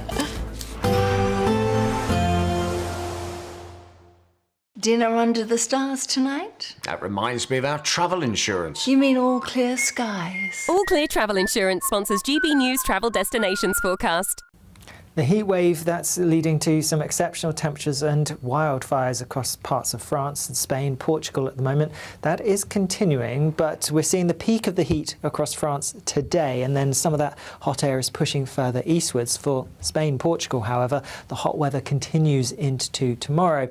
Further east and for Italy, even towards parts of Greece, temperatures in the high 30s, low 40s, with plenty of sunshine to come as we head into the weekend. Bye-bye. All Clear Travel Insurance sponsors GB News Travel Destinations Forecast. This is GB News, Britain's news channel. Well, Charlie, as most of the viewers know, I would be involved in agriculture. This isn't quite agriculture. It's quite close to it, the cousins of. A lot of things that go on in agriculture are on display here. Thousands of people coming to this site, Ragley Hall, just about 45 minutes out of Birmingham. We are the modern ruralists, and here today we have the craft yard. We've got 9 different crafts, all demonstrating what they're up to. Here we have the wheelwrights, and they're bonding a wheel here. So this is an ancient craft that's been going for about. Barney Murray's a bit of a legend, quite frankly. He's the national champion, master dry stone waller, comes from North Wales, and he's a bit of a Thor lookalike, so he's quite popular. GB News, the People's Channel. GB News Breakfast, every day from 6 a.m. Now at 16 minutes past 8, the annual bike ride from Yorkshire to London is taking place today, aiming to honour the legacy of the Batley and Spen Labour MP Jo Cox, who was murdered by a far-right terrorist in June of 2016. Well, the bike ride aims to champion a cause she was passionate about, as this year marks the 10th anniversary of her tragic death. Kim, if we can just start with you, what is your sister's legacy? Well, there's so much that we've got to be proud of that's been done in Jo's name. It's just been 10 years since she was murdered, and what has kept us going as a family has been the way that so many amazing people, including people like this amazing man, have done things in Jo's name to show what our country is really about. And you've got all these amazing people today from all different backgrounds, all walks of life, celebrating the things that we have in common, not agreeing on everything. GB News, the People's Channel. Good afternoon, Britain. Weekdays from midday. It's a difficult question. Honestly, I don't think I would at this rate, because I think the government tracks, when we say we're fighting for Britain, what are we actually fighting for? The concept of Britain, I don't think exists anymore. When I look at Britain, when I go outside, it doesn't seem to be very British. And I think the core demographic of the people who would normally fight, these white working class boys who, you know, have been fighting for Britain, who we expect just to sacrifice their life in a fight, you know, they've been demonised for decades and decades by the government, by our education system, by the media. Economically, they've been disadvantaged. So why would we expect them to risk their lives when we've demonised them for so long and took them for granted for so long? And this concept of Britain fighting for the British government, you know, the British government has betrayed us. GB News, the People's Channel.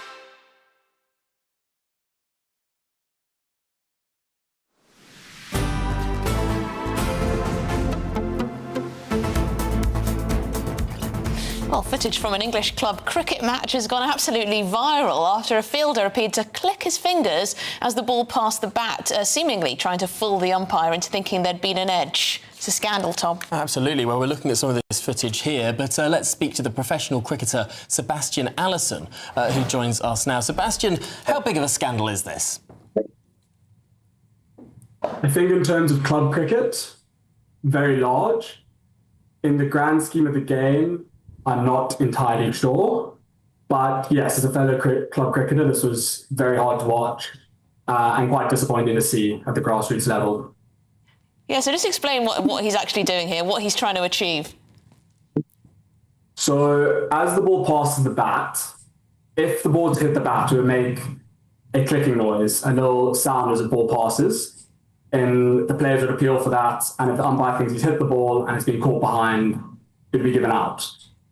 But he's trying to basically artificially create this noise by clicking his fingers as the ball goes past the bat to almost dupe the umpire into thinking that there has been a nick when there hasn't.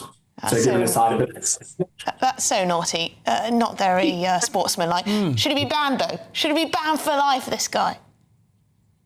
If found guilty, of course, yes. Yes. A ban for life, I don't think so. Well, I'm not saying this isn't poor sportsmanship, poor character.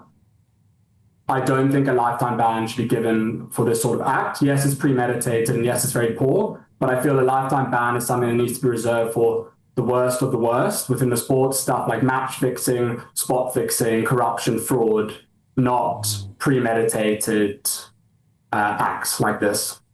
OK, well, Sebastian Allison, thank you very much for talking through this absolutely bizarre story. Professional cricketer Sebastian Allison. Yeah, good luck with your career.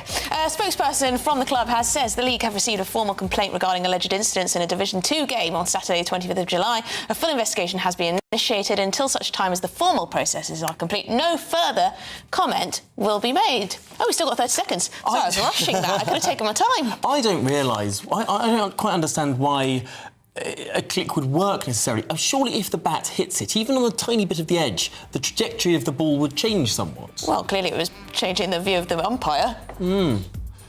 Umpire needs a new set of eyes. Gentleman's game. Shouldn't happen, should it, Tom? Well, thanks indeed for watching Good Afternoon Britain. We're back tomorrow. Up next, it's Chopper with Martin Daubney's show.